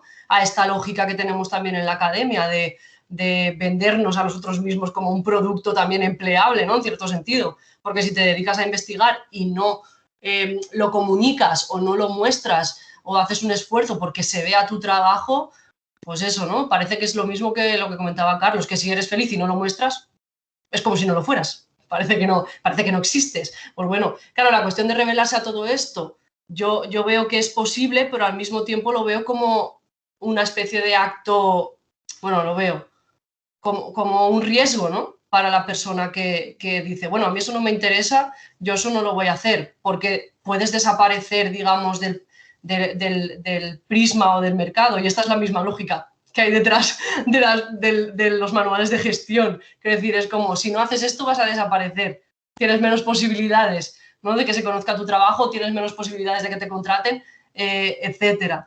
Y me venía a la cabeza también una investigación que han hecho compañeros aquí del departamento, del área de filosofía moral, sobre cómo se publica, ¿no? Cómo se publica toda la cuestión de las indexaciones y demás en las áreas de filosofía y filosofía moral en España. Y leyendo algunos de estos testimonios de diferentes personas, de investigadoras, profesores de diferentes universidades, veía mucho pues esa preocupación, ¿no? De si no entro a vender lo que hago, tengo menos posibilidades después de conseguir entrar a una universidad o a otra, ¿no? De optar a una plaza o no. Entonces es como entre la sensación que me da a mí, ¿no? De nuevo esa contradicción. ¿Entro en el juego o no? Si no entro, sacrifico X cosas, pero es que si entro, sacrifico muchas otras más, ¿no? Entonces, este tema yo creo que es algo que nos acompaña, ¿no? Como personas que trabajamos pues a lo mejor en universidades, ¿no? La mayor parte, y que creo que, no sé, a mí me da muchos dolores de cabeza, ¿no? Por compartir aquí con vosotros y vosotras, ya que estamos en un espacio amigable, eso, ¿no? Que genera mucho malestar, diría yo, que genera bastante infelicidad, ¿no? Aunque de cara afuera pues pueda parecer lo otro. Nada más, eso. Bueno, a ver, por mi parte, la verdad que lo que decíamos, se comentan tantas cosas que se me van los hilos. A ver, en relación a la autocrítica, bueno, es gracioso porque yo creo que, a ver, yo estoy empezando, entonces no sé si después sigue pasando, pero ahora mismo estoy en un momento de mi vida que constantemente yo a mí misma me pillo teniendo esas ideas que dices, esto es lo que estoy analizando y lo que no quiero, ¿no? Y bueno, por eso me salió el tema de la autocrítica. Ya no sé ni qué frase dije, pero fue como, Dios, si este es un grandísimo ejemplo de subjetividad neoliberal. Pero bueno, yo creo que, a ver, la academia, bueno, el mundo académico en el que estoy entrando sí que es muy también neoliberal, es muy competitivo y entonces a veces, pues, es eso, ¿qué estás dispuesta a sacrificar, no? O por qué estás dispuesta a luchar más? Es decir, a ver, yo creo que en primer lugar lo que podemos hacer, y que es lo que yo estoy intentando hacer, es, bueno, investigar, ver qué es lo que está pasando en realidad, cómo pensamos, cómo funcionamos, eh, investigarnos a nosotros mismos también, pillarnos en esas cosas y decir cuál es la alternativa que yo quiero, ¿no? Eh, y bueno, en cuanto al tema de la presentación, bueno, de la vida cotidiana y de la persona, yo sí que lo investigué dentro de lo que me ha dado tiempo a investigar, y, pero no en el tema de la felicidad en concreto. Entonces, a ver, pensándolo en general, el tema de la felicidad se podría ver como si fuera un éxito máximo, por un lado, pero por otro lado como si fuera el mínimo, ¿no? Es decir, porque tú aparte de ser feliz, tienes que ser muchas cosas más. Es decir, yo tengo que ser feliz, eso básico. Y después, pues a lo mejor tengo que publicar JCR, tengo que tener una relación de pareja como Dios manda, bueno, tener mi casa limpia, etcétera, etcétera. Es decir, el éxito es uno sobrepone sobre el otro, pero el mínimo es ser feliz. Si no eres ni feliz, eres un fracasado total. Entonces, claro, yo, bueno, investigué esto sobre todo desde la perspectiva de qué es lo que pasa cuando no conseguimos adecuarnos a lo que se espera de nosotros en un encuentro, digamos, en cualquiera, ¿no? Y bueno, por mi parte, yo indagé sobre todo, pues, bueno, de cuando sientes vergüenza, de cuando te la hacen sentir, de cuando, bueno, todos esos procesos, pero me gustaría hacer un poco de alusión por acabar esta respuesta, digamos. A mí lo que me llamaba mucho la atención era lo que Scheff investigó como normas ideales. Es decir, tenemos las normas morales, bueno y malo, pero aparte de eso están esas normas ideales, es decir, tenemos que hacer lo que es bueno, pero también a lo que es bonito. Es decir, bueno y feo no, o sea, no nos vale. Es decir, no llega con que sea bueno. Es decir, bueno, por ahí tiramos un poco a que eso, si no lo muestras, ¿para qué lo haces? ¿No? Porque el éxito es, claro, que los demás lo sepan, que los demás lo vean. Porque si no, si el éxito fuera estar en tu casa feliz, pues no tendríamos esta charla, no tendría sentido. Pero bueno, por ahora es lo que tenemos. No sé si se puede pedir, es que no encuentro la manita para pedir. No te preocupes, puedes intervenir. Iba a intervenir yo, pero por favor, Matilde, no, tú primero, por favor. Sí. Bueno, pues muchas gracias, Anastasia. Estás diciendo, se nos pide por mínimos ser feliz y además hacer un montón de cosas. Probablemente lo que se nos pide es todavía más, es que esa felicidad esté vinculada a todas esas cosas que además tenemos que hacer, ¿no? Bueno, me parece interesantísimo todo lo que habéis planteado, un montón de cosas y estoy todo el rato tomando nota, pero desde el principio... Alberto, efectivamente, estoy contigo, esto tiene todo mucho que ver también con la lógica del consumo, ¿no? Siempre decimos que formas de producción y modos de consumo están fuertemente vinculadas y es que estoy oyendo pues lo que dicen los manuales, lo que se recomienda, cuál es el trabajador perfecto y se parece mucho al consumidor perfecto, ¿no?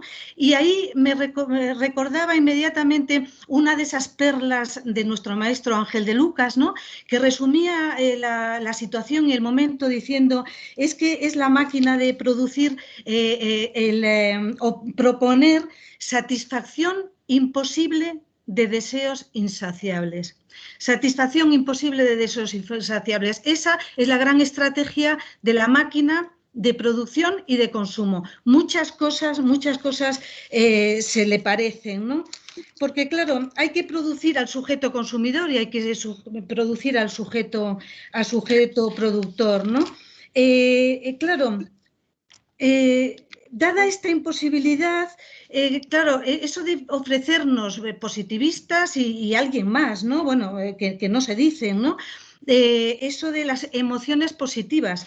Pero es que las emociones positivas, como el consumo que debe producirse, son normativizadas. Efectivamente, no vale cualquier emoción, no vale cualquier emoción, ¿no? Entonces, y eso significa, no me quiero extender, pero es que me extendería porque da para tanto todo lo que habéis dicho, ¿no? Y eso significa, es una cosa que conocemos muy bien, la culpabilización de la víctima. ¿Por qué nos encontramos tan mal? ¿Por qué están las cabezas tan enloquecidas? ¿Por qué las depresiones? ¿Por qué tal? Pues tendrá que ver a lo mejor con que no somos tan libres como pareciera o se prometiera, ¿no? Para saber o por lo menos balbucear qué entendemos o qué vamos queriendo en cada momento, al menos incluso como rechazo, qué no nos gusta. No podemos decir ni siquiera lo que no nos gusta, ¿no? Claro, hay que consumir según norma, no caigamos en la trampa, es normal que hablemos de nuestras emociones y de lo que nos pasa. Bueno, tiendo a extenderme, solo un par de cosas, pero claro, habéis nombrado un poco de pasada y yo creo que es el núcleo, ¿no? La cuestión de dónde está la regulación, ¿no? María decías, bueno, ¿y dónde está lo público, no? Y es que ahí hay una gran responsabilidad también, porque lo que hay es una dejadez de funciones y de control mínimo en los espacios del mundo laboral impresionante. Bueno, fíjate, María, es que también todos habéis dicho un montón de cosas. Cásate con quien te deje volar, pero también ¿hacia dónde? ¿Hacia dónde? Porque no vale con que ir a cualquier sitio. Que te deje volar. Fíjate, cuando dijiste eso me estaba recordando de aquella película de Revolutionary Road, ¿no?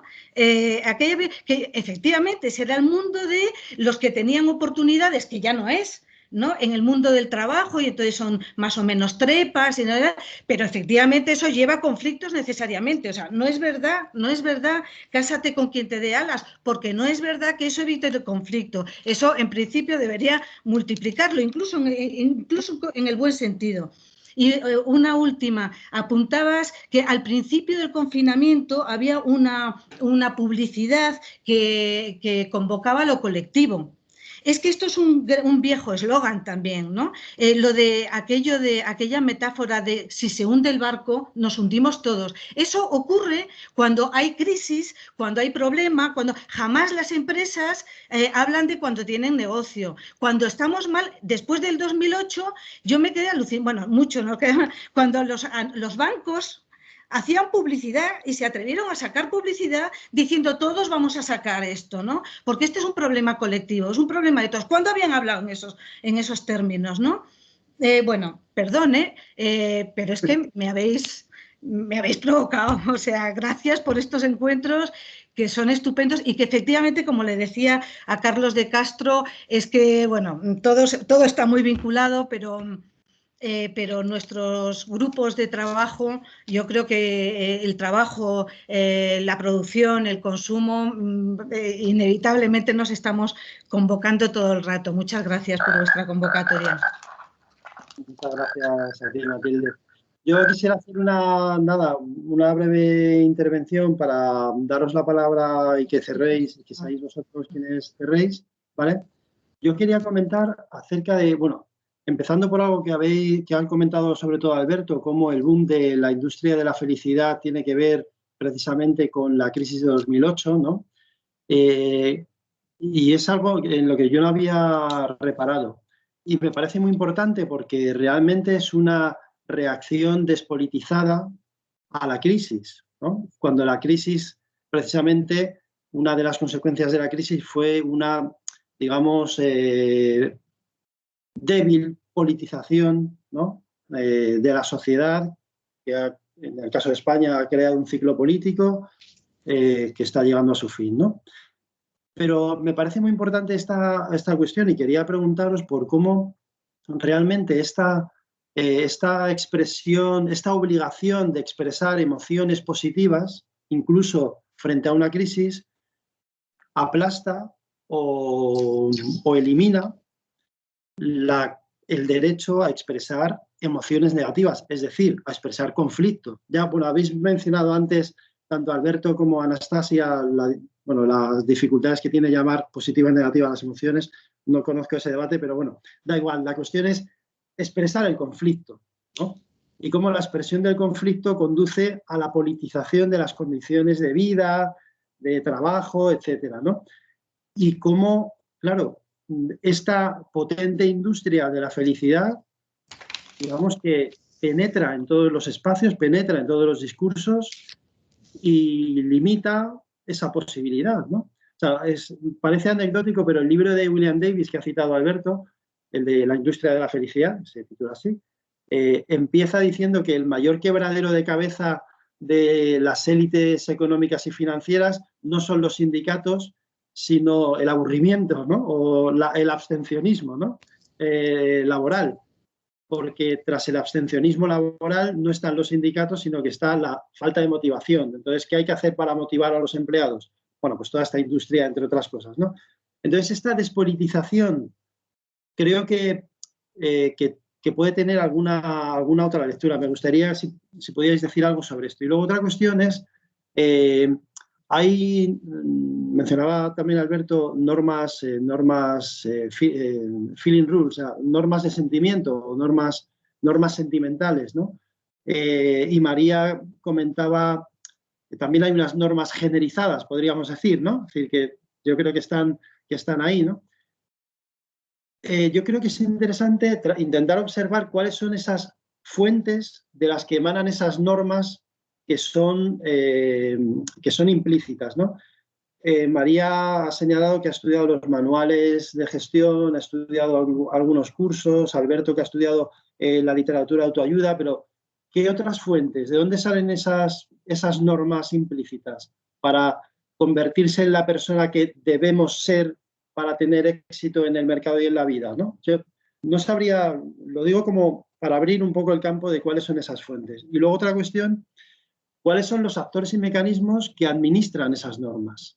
Es decir, ¿cuáles son los actores y mecanismos que facilitan la adquisición de esas competencias, ¿no?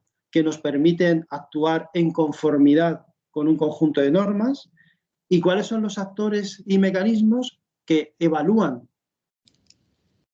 que tenemos un determinado rendimiento, que los sujetos en cada ámbito tienen un determinado rendimiento y que sancionan, ¿no? ¿Cuáles son las sanciones que recibimos, ¿no? Yo creo que ese es un poco el mapa, ¿no? En el que creo que se puede delimitar. Entonces, me gustaría ver si os habéis encontrado con algunos de estos actores, mecanismos que sirven para adquirir competencias, para evaluarlas y para sancionar, ¿no? Porque lo que comentaba Anastasia sobre ¿no? esta exposición pública permanente a la evaluación de los otros, ¿no? Genera vergüenza, que era lo que ella ha analizado en uno de sus trabajos, pero también genera creo que es, bueno, el cansancio del yo, ¿no? Esa sensación de fatiga de uno mismo, ¿no? que genera un dolor psicológico importante, ¿no? Entonces, bueno, también para eso hay otra industria, ¿no? Que son los fármacos, ¿no? Para tratarnos. Entonces, bueno, simplemente me gustaría, sé que lo que planteo es muy amplio, pero bueno, por tratar de ofrecer una visión un poco más analítica, ¿no? Para ver si os habéis encontrado algunos de estos actores, ¿no? Y luego, finalmente, ya para terminar, dos cosas sobre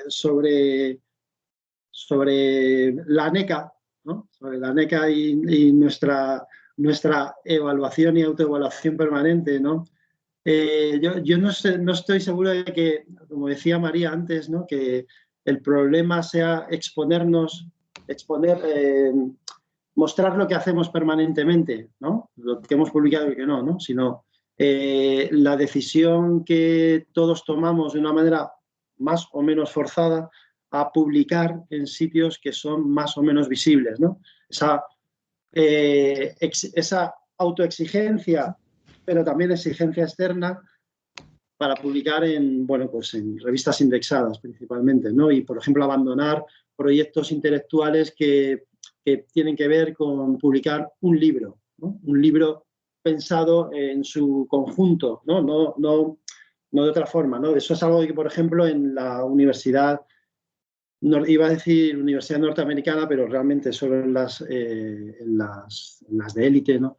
Este formato de libro, ¿no? Para ir pasando de etapas académicas es algo muy instaurado, ¿no? Entonces, bueno, simplemente la autocrítica que decía Óscar para picarnos, ¿no? Así, bueno, pues está bien. Bueno, iba a decir una segunda cosa sobre COVID, pero da igual, ¿no? O sea, prefiero que comentéis vosotras. Muchas gracias. Bueno, pues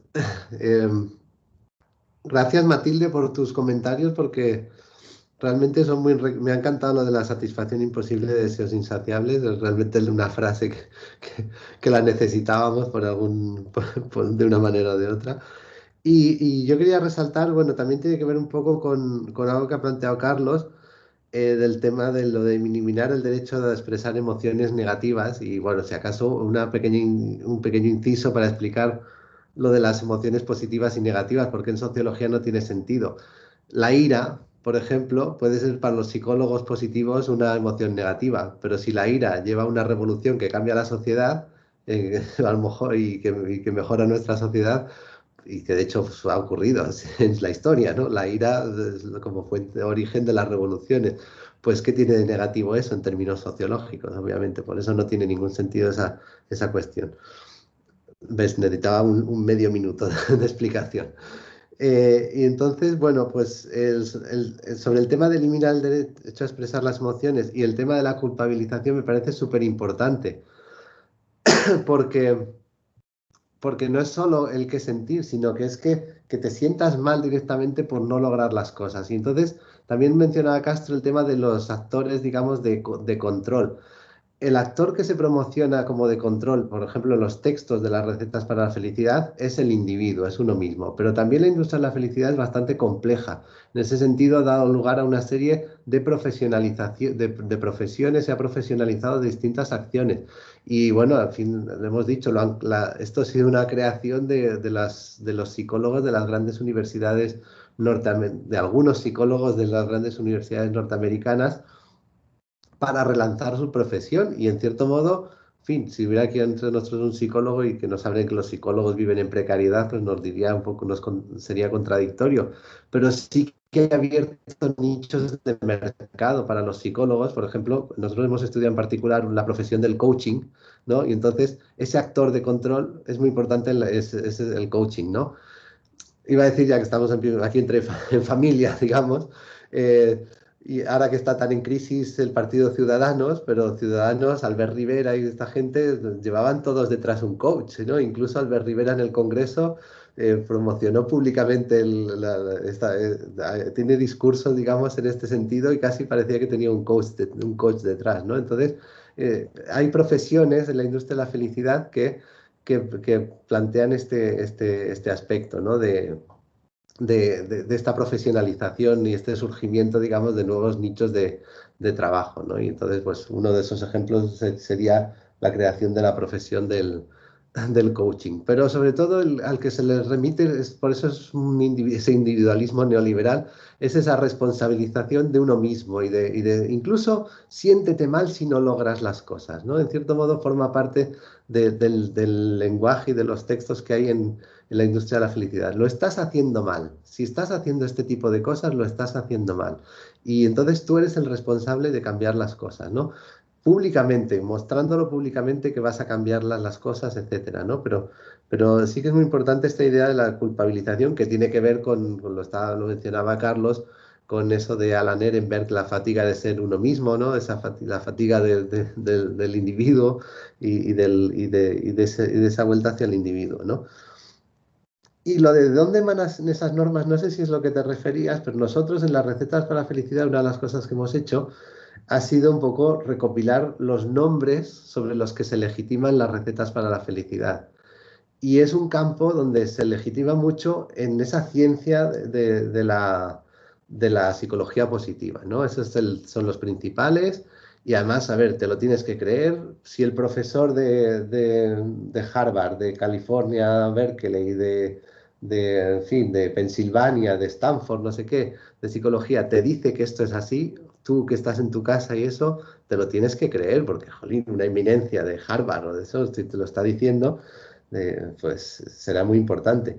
Pero es que a eso se le añade otro tipo de condimentos, ¿no? Porque es que entre los nombres que tenemos, el séptimo que sale es Aristóteles, ¿no? Ya, entonces, por ejemplo, el Dalai Lama, es muy importante, Gandhi, es otro, Lao Tse. Es decir, hay, digamos, referentes muy importantes que se citan mucho en los textos de la industria de la felicidad para que te apoyes. Es decir, esto tiene una base muy sólida, no es tan invento. Y luego además eso le añades a algunos grandes empresarios, Steve Jobs, etcétera. Tienes un cóctel aquí magnífico, digamos, de legitimación de la industria de la felicidad y de estos productos que se están marcando. No quiero ir un poco más allá, en fin, sobre el tema Aneca y tal, pero bueno, ya lo has comentado bastante bien. Bueno, no sé, ¿voy yo ahí? Sí, A ver, tengo aquí... Más, pero... No he oído bien. Perdona, que hay una palabra más que han pedido, pero Vale. María y Anastasia, intervenid vosotras. Vale, voy a intentar enlazar diferentes cosas porque tengo aquí un montón de hojas con cosas apuntadas, pero por responder un poco a lo que comentaba Matilde y lo que estaba comentando Carlos también. Yo creo que justo es, ¿no?, el año 2008 cuando la crisis económica que comentabais, ¿no?, que comentaba Alberto, que empezaba todo esto de la autoayuda mucho más fuerte, aunque ya tiene, pues eso, ¿no?, su trayectoria en Estados Unidos y demás. Y creo que tiene mucho sentido, ¿no?, que sea este momento en el que hay una eclosión tan grande de este tipo de publicaciones, porque ocurre algo muy parecido con el feminismo. O sea, con el feminismo, a partir del año 2015, sobre todo 2018, empezamos a ver una eclosión de manuales también de lo que comentaba, ¿no?, de tipo manual de cómo gestionarse a una misma para ser una buena feminista. Y esto ocurre, ¿no?, cuando el feminismo empieza a hacerse visible en las calles, es decir, cuando empieza a ser una amenaza real, porque hasta el momento realmente no lo había sido, entonces lanzamos una respuesta edulcorada, ¿no?, para reconducir ese riesgo que hay de que la gente salga, o que las mujeres en este caso salgan a reclamar ciertas cosas, ¿no?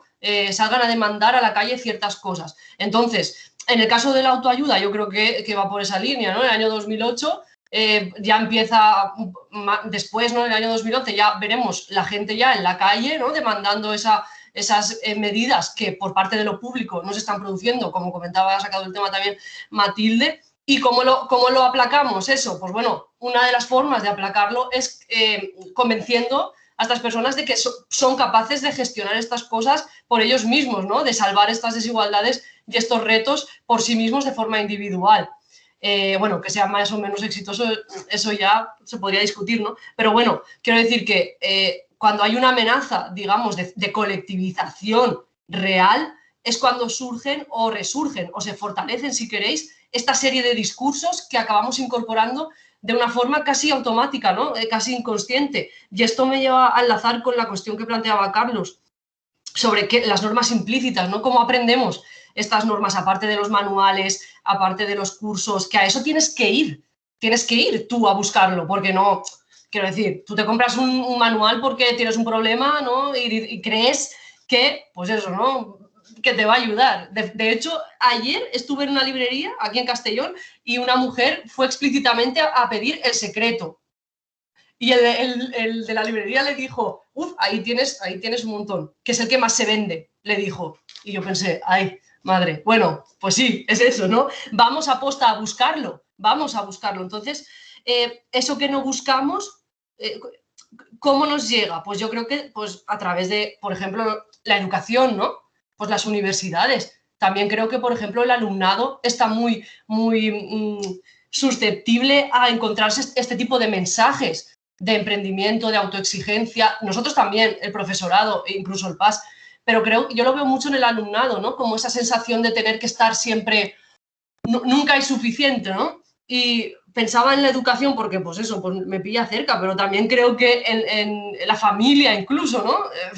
Cuando no cumples ciertas expectativas o los grupos de amigos, ¿no? Que esto lo comentaba también Anastasia, no te vendes bien. Y claro, la cuestión es, jolín, ¿qué me tengo que vender? Pues está presente, yo creo, en todos los espacios en los que en los que nos encontremos, y la cuestión es que acabamos, ¿no?, autosancionándonos y automartirizándonos si no conseguimos, ¿no?, cumplir estas cosas que se nos exigen.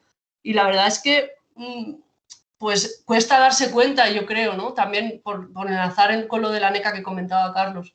Es una autoexigencia que nos marcamos, pero evidentemente es una exigencia que viene, o sea, hay una presión externa, ¿no?, por cumplir ciertas cosas, por dejar de lado, pues eso, que tú tengas la ilusión, la motivación de hacer un libro, ¿no?, un proyecto interesante, y después te das cuenta de que todo el tiempo, toda la ilusión, toda la motivación, todo el esfuerzo, pues no se te va a valorar, ¿no?, externamente, según los cánones, digamos, formales, ¿no?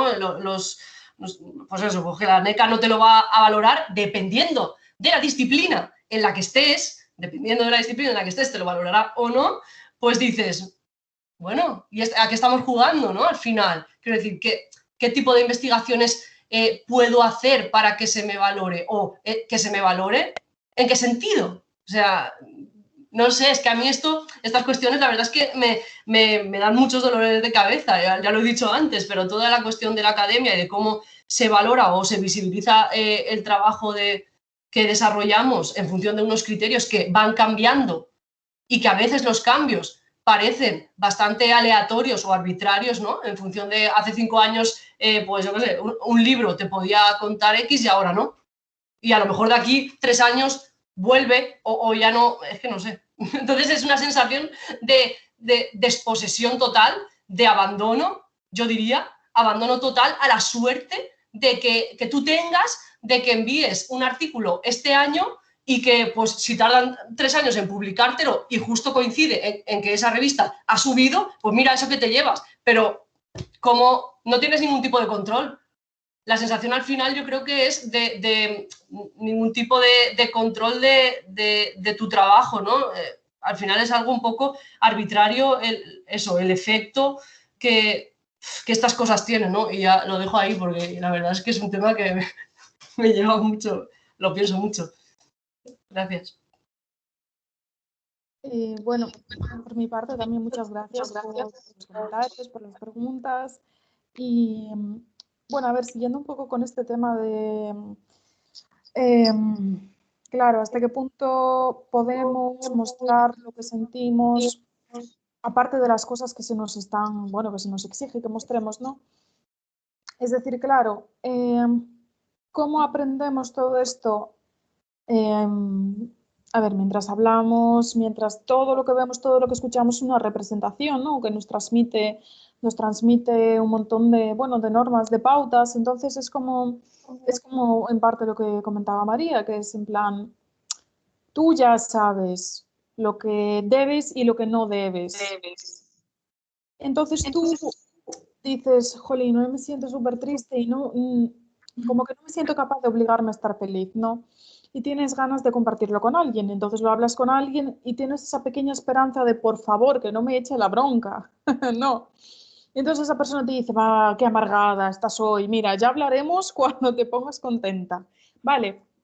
O ese tipo de cosas que a mí me parece que, bueno, pasan más a menudo de lo que deberían, ¿no? Entonces, claro, la penalización, por así decirlo, demostrar eso, no hace falta que haya un agente, un actor que te diga X, sino que tú imagínate que subes una foto a Instagram en la que estás fatal de la vida. Pues igual alguien te dice, madre mía, vaya, ¿no? Pero todo el mundo va a pasar de ti. Es decir, tú mismo ya, y a lo mejor habrá gente que diga, mira, es que esta tía subía cada 3 días una foto depresiva y yo dejé de seguirla porque no quiero ver eso. Es decir, tú mismo te sales de esa espiral o haces que te saquen de esa espiral porque la gente no quiere tocar con eso. A pesar de que todo el mundo lo sintamos, ¿no? No es todo entusiasmo ni alegría. Entonces, en ese sentido, yo lo que creo es que, igual que la norma es manifiesta, pero muy metida para adentro, la penalización también lo es, y es muy muy latente, muy palpable, a veces ni siquiera nos damos cuenta, pero es como, este está triste, no quiero verlo. De alguna forma estás castigando lo que esa persona está intentando mostrar.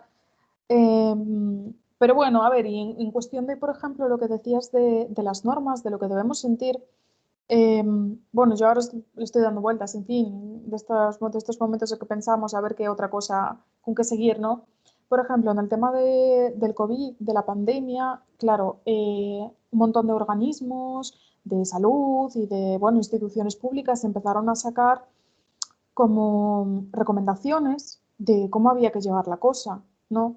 De qué es lo mejor para nosotros, pues por ejemplo en la pandemia, pues que te recomendaban que cuidado con las parejas sexuales que tienes, que para ti la mejor eres tú mismo, es lo más seguro y bueno, que te decían un montón de cosas que, bueno, cómo te tenías que sentir, cuándo, con quién, tanto en plano físico como en el plano emocional. Entonces, claro, en ese sentido, los organismos se pueden identificar y a la vez, yo creo que es una de las pocas situaciones en la que tan claro se ve, claro, un crimen y castigo, ¿no? Es decir, ahora mismo no puedes quedar con nadie en casa, no puedes, pues no puedes. Entonces tienes miedo de tu vecino, por ejemplo, no vaya a ser que si viene tu hermana a visitarte, que llame a la policía. O sea, es decir, en ese caso, por ejemplo, yo ya os digo que a mí me parece que es muy evidente esa estructura de recomendaciones que al fin y al cabo, pues aunque tú no leas concretamente esos documentos, están ahí y van a llegarte de alguna forma, aunque sea procesada 50 veces, pero te va a llegar. Y bueno, a ver, un poco a ver, con lo que quiero acabar, que bueno, esforcémonos, pero tampoco nos pasemos y estamos aquí también para sentir y para, bueno, para vivir en calma, aunque sea de vez en cuando. Bueno, muchas gracias. Espero que haya respondido más o menos. Gracias. Muchas gracias a los tres. Tenemos una palabra más de Arturo Laera Sánchez. Arturo. Antes de, y ya damos la palabra. Sí, buenas tardes. No sé. Sí, dime. Sí, no sé si a lo mejor es demasiado tarde, no hay problema en no hacer la pregunta. Es que no. Lo que sí, primero agradeceros, Carlos, también a José María, Anastasia y Alberto, que habéis abierto un montón de áreas especialmente atractivas y yo creo que muy fructíferas.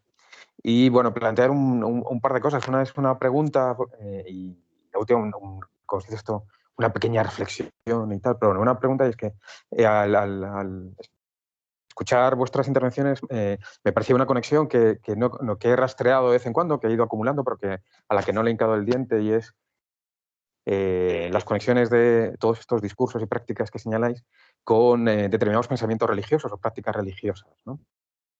Entonces, hace tiempo que voy acumulando conexiones entre los discursos del management y de estas nuevas subjetividades con las prácticas religiosas fundamentalmente evangélicas o evangelistas, sobre todo en el contexto de Estados Unidos, en los que la historia religiosa de Estados Unidos es muy favorable a estos grandes predicadores o grandes predicadoras que se reflejan muy bien en el ámbito también de la organización, ¿no? Y escuchando precisamente y leyendo vuestras publicaciones, creo que se pueden establecer conexiones con una especie de moral religiosa muy prototípica del mundo anglosajón, del mundo evangélico, y no sé si precisamente en vuestros trabajos os hacen ese tipo de conexiones. Decía ahora hace un momentito Alberto la idea de Lao Tse, etcétera. Entonces, bueno, y hice un pequeño ejercicio, pero ya os digo que es todo muy provisional, escuchando tanto conectando a radios evangélicas de Estados Unidos y a radios evangélicas aquí ya en España, y creo que hay muchas conexiones con lo que señaláis de la industria de la felicidad, ¿no? La manera de entender la actividad individual, la manera de entender la posición en el mundo, e incluso el sentimiento de vergüenza, también discursos muy generalizados en términos religiosos, etcétera. Entonces, bueno, por si os habían aparecido esas conexiones.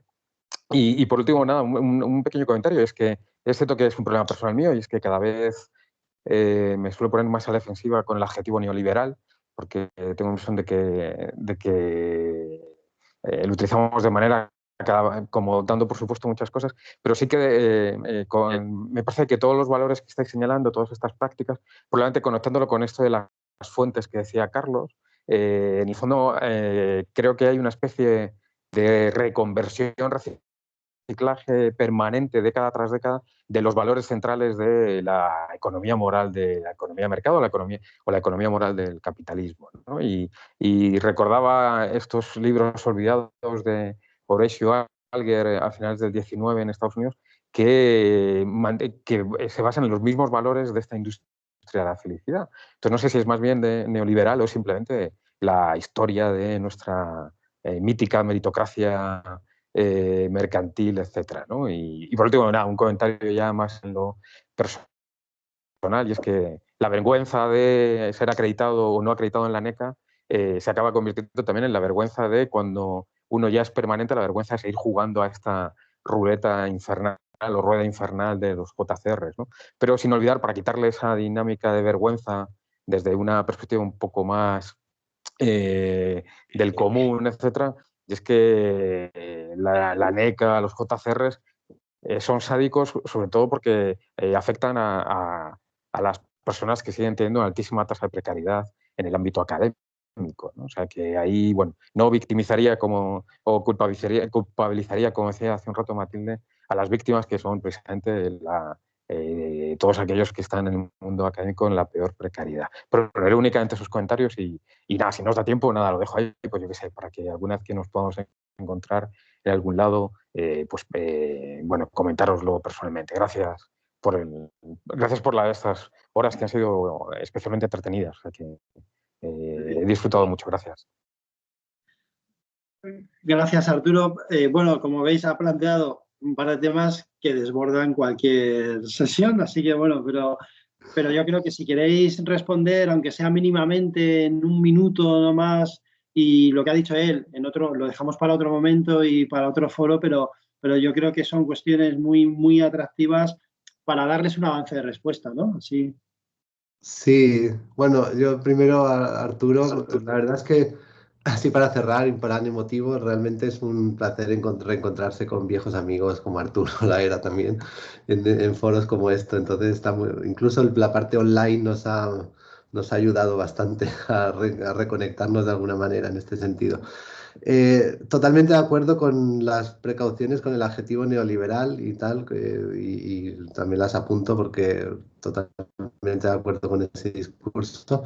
Y sobre el tema religioso, que era el más interesante de la pregunta, la verdad es que sí, nosotros al principio cuando empezamos a estudiar teníamos el referente, claro, los productos de la industria de la felicidad, uno de ellos, pues la meditación, el yoga, etcétera, tienen esa herencia, digamos, del budismo y tal.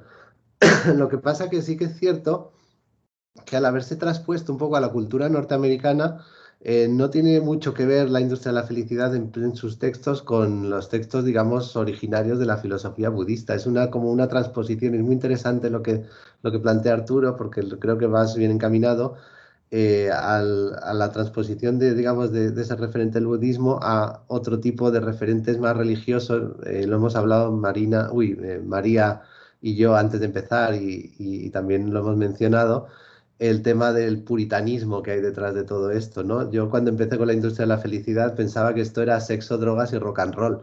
Y en realidad sexo cero, o sea, sexo nada. Y si hay sexo es con tu mujer para procrear y etcétera. Además muy, muy marcado en algunas recetas muy orientadas al tema de la familia, ¿no? Y entonces sí, claramente hay como esta transposición de las prácticas del budismo a las ideas estas de las iglesias evangélicas, a este puritanismo norteamericano muy marcado. Lo que me parece súper interesante es que nosotros lo hemos importado tal cual y que aparece tal cual en los discursos de nuestra sociedad. Nos faltaría hacer, digamos, el estudio de consumo, ¿no? Y montar unos grupos de discusión y ver realmente cómo se lo cree la gente o no se lo cree o cómo, digamos, interpreta todo esto en España frente a los Estados Unidos, ¿no? Pero sí que en lo que es la producción del discurso está claramente muy marcado con ese componente religioso, ¿no? Y bueno, si estamos acabando, yo acabo, digamos, agradeciendo a Carlos y a María y a Anastasia. Ha sido un placer participar en en esta reunión y espero que siga estas iniciativas adelante. Bueno, yo seré breve porque un poco en la línea de lo que ha comentado Alberto, sí que es verdad que hay eso, ¿no? Un cierto pozo, un tono que bebe mucho del puritanismo en los manuales de gestión y también en los cursos. Sobre todo relacionado eso, ¿no? Con la familia más tradicional y el tipo de relaciones que se establece con la pareja, qué tipo de pareja, etcétera. Pero la verdad es que me apunto, Arturo, lo que nos has propuesto, ¿no? Como una cuestión a tener en cuenta porque no es algo que yo haya podido apreciar de forma clara en los manuales que he analizado. Pero vamos, que, o sea, la conexión religiosa creo que sí que puede estar, pero de forma más sutil y quizá yo no he sido capaz de, ¿no? de detectarla de forma clara, pero me lo voy a apuntar para tenerlo en cuenta para el futuro, ¿no? Para cuando vuelva a coger estos manuales y estos cursos que estoy analizando ahora. Y después simplemente también comparto la preocupación del concepto neoliberalismo, ¿no? Y subjetividades neoliberales. Me ocurre lo mismo, ¿no? Cuando pronuncio el concepto siempre tengo como ese miedo de como estar distorsionando quizás de tanto utilizarlo lo que realmente al principio quería decir, ¿no? Entonces lo comparto, ¿no? Esa preocupación sobre el concepto. Y bueno, aprovecho también para agradecer, bueno, a Arturo los comentarios y a Alberto, Anastasia y Carlos por compartir este espacio que me ha gustado mucho, me lo he pasado muy bien. Bueno, y para acabar, voy a hacer un par de comentarios. A ver, yo, por ejemplo, en lo que directamente sobre el tema de vergüenza, sí que, claro, o sea, sí que me he dado cuenta de que está muy relacionado con bueno y malo y digamos que entré un poco en la fusta, ¿no? De cuando haces algo mal, de cómo te pegas, ¿no? Y cómo te pegan, cómo te devuelven ese, bueno, escarmiento, digamos, ¿no? De no actuar correctamente. Pero bueno, a ver, yo creo que quizás es un poco difícil de analizar porque si nos metemos en religión, bueno y malo, nos vamos tan profundamente que no, que será difícil volver a nuestro objeto original. Pero bueno, sí que es verdad que es una idea que está bastante presente. Y bueno, en general, para no alargar más, muchas gracias a todos y a todas. Y bueno, esperemos que nos podamos encontrar más a menudo y más en persona. Muy bien, pues muchas gracias a vosotros tres, especialmente a María, Anastasia y a Alberto, por habernos mostrado un ámbito de investigación tan interesante y tan prometedor, ¿no? También os quiero agradecer a todos los que habéis asistido a la sesión y habéis participado. También os quiero informar de que el jueves 29 tendremos una nueva sesión, una tercera sesión dedicada a la sostenibilidad medioambiental de las economías globales, de las cadenas globales de producción. Y bueno, ya recibiréis la publicidad y todo lo demás. Pero bueno, encantado de veros a todas. Nos vemos pronto. Así que nada más. Muchas gracias. Gracias a todos. Gracias a vosotros. Claro. Adiós. Gracias, saludos. Hasta pronto.